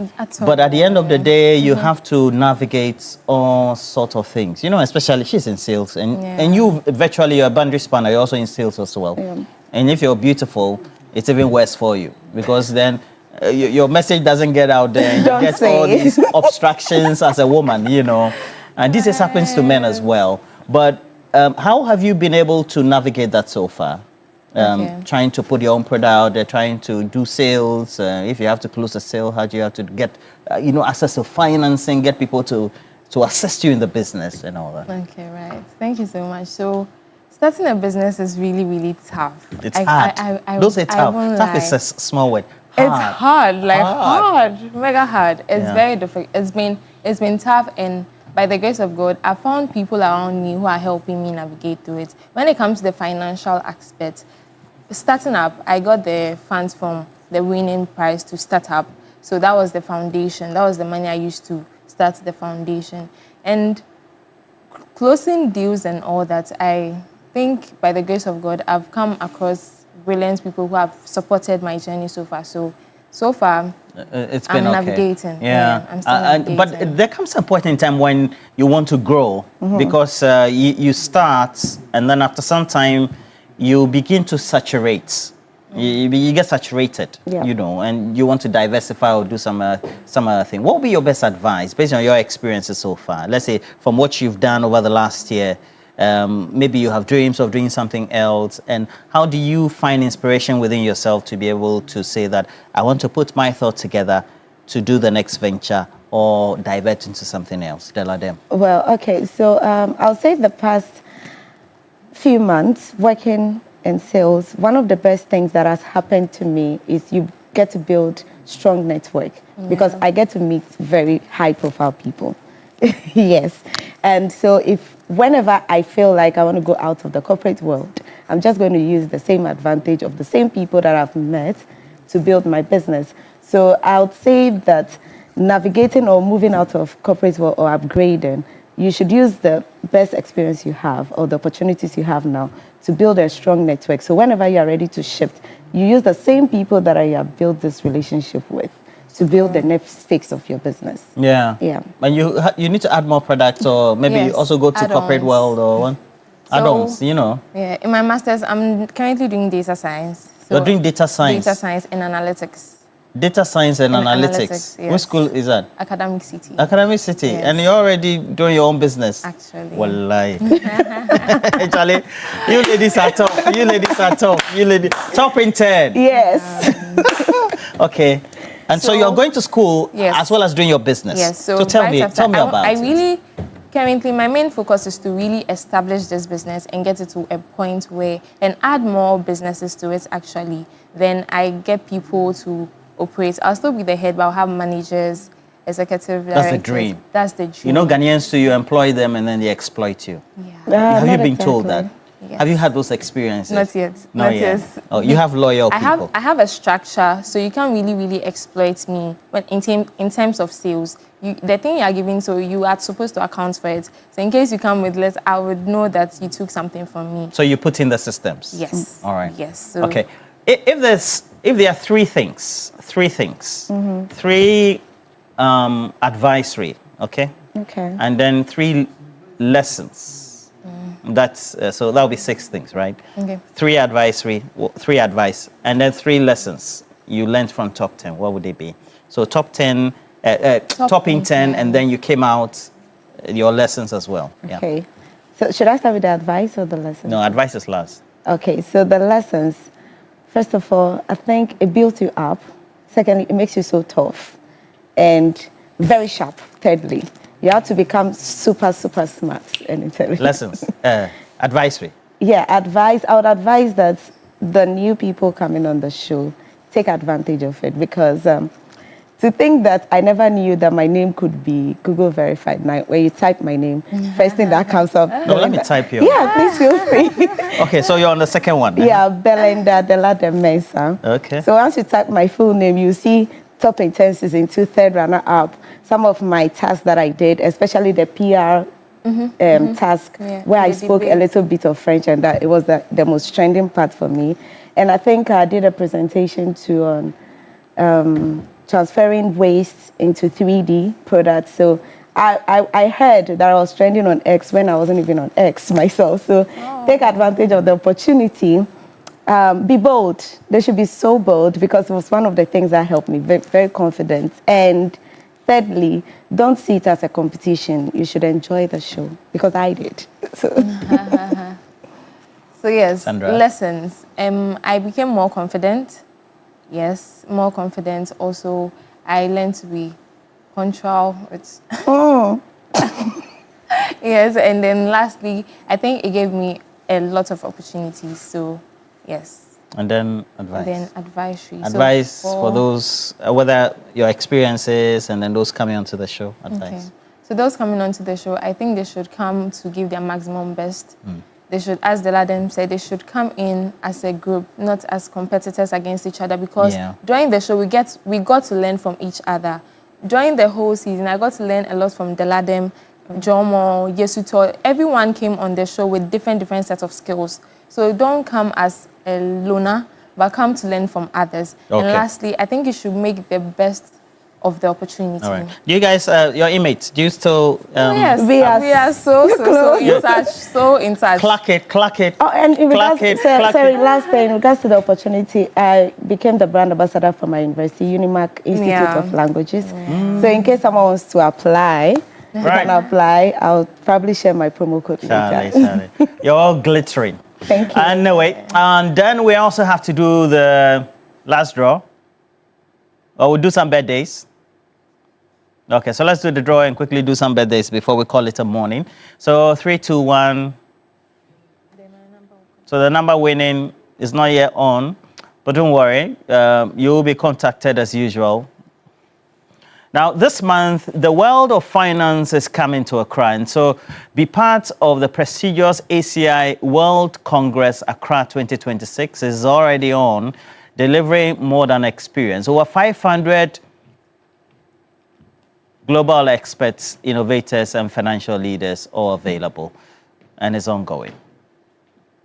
All right. So we have to do some. Okay, so the number winning is 0257070. Now, attention to all parents of first-year senior high school boarding students. EduPark, the Ghana Education Service approved and supported initiative for senior high schools, and it's implemented by Prospectus Ghana. It's now in progress across the country, and parents across the country are already registering so that their wards, trunks, Macintosh mattress pillows, and plastic chalk boxes will all be ready and available, waiting for them at the school of their choice. And you know the good thing is, it's available at the school on your reporting day. So you don't have to delay at all. So make sure you get in touch with them, whatever item, etc. They will do all the deliveries for you. You just have to drive or walk into your school. So this is how you get to participate. You register with them through the short code *713*821#. You can also visit any ADB branch to do payments, etc. But also contact them on the following web portal, www.eduparkgh.com. All right? They make payment easy and they are reliable. That'll be it for the show. We'll do some few birthdays. Joseph Akable is celebrating the birthday. And Bill of 3 Sports. It's not my birthday yet. Okay, I withdraw that. I withdraw. Happy birthday to our colleague, yeah. Bill 3 Sports. Your birthday is not this week? Not this week, next week. You are amazing and we adore you. Coming from all of us here at Media General. Happy birthday, Bill. Fantastic journalist there. From your sister, Priscilla, you're being wished all the best. No name there, but the photo shoot is just awesome. Rose Tamaklo from Leslie, happy birthday to you, Rose. Happy birthday to you as well.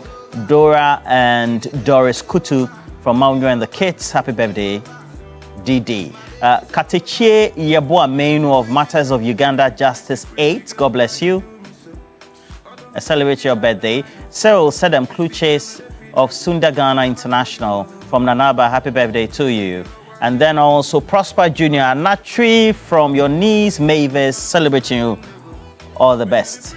And then also Pope Yao Yevu, the MPP Volta Regional Secretary, is for myself, everybody else, and then a political party, MPP, your great party as well. They love you. Pope Yao Yevu. Azuma Gifty Lorenda from your friends and family, happy birthday to you, Gifty. Mrs. Nyama, you celebrate your birthday from Mr. Nyama.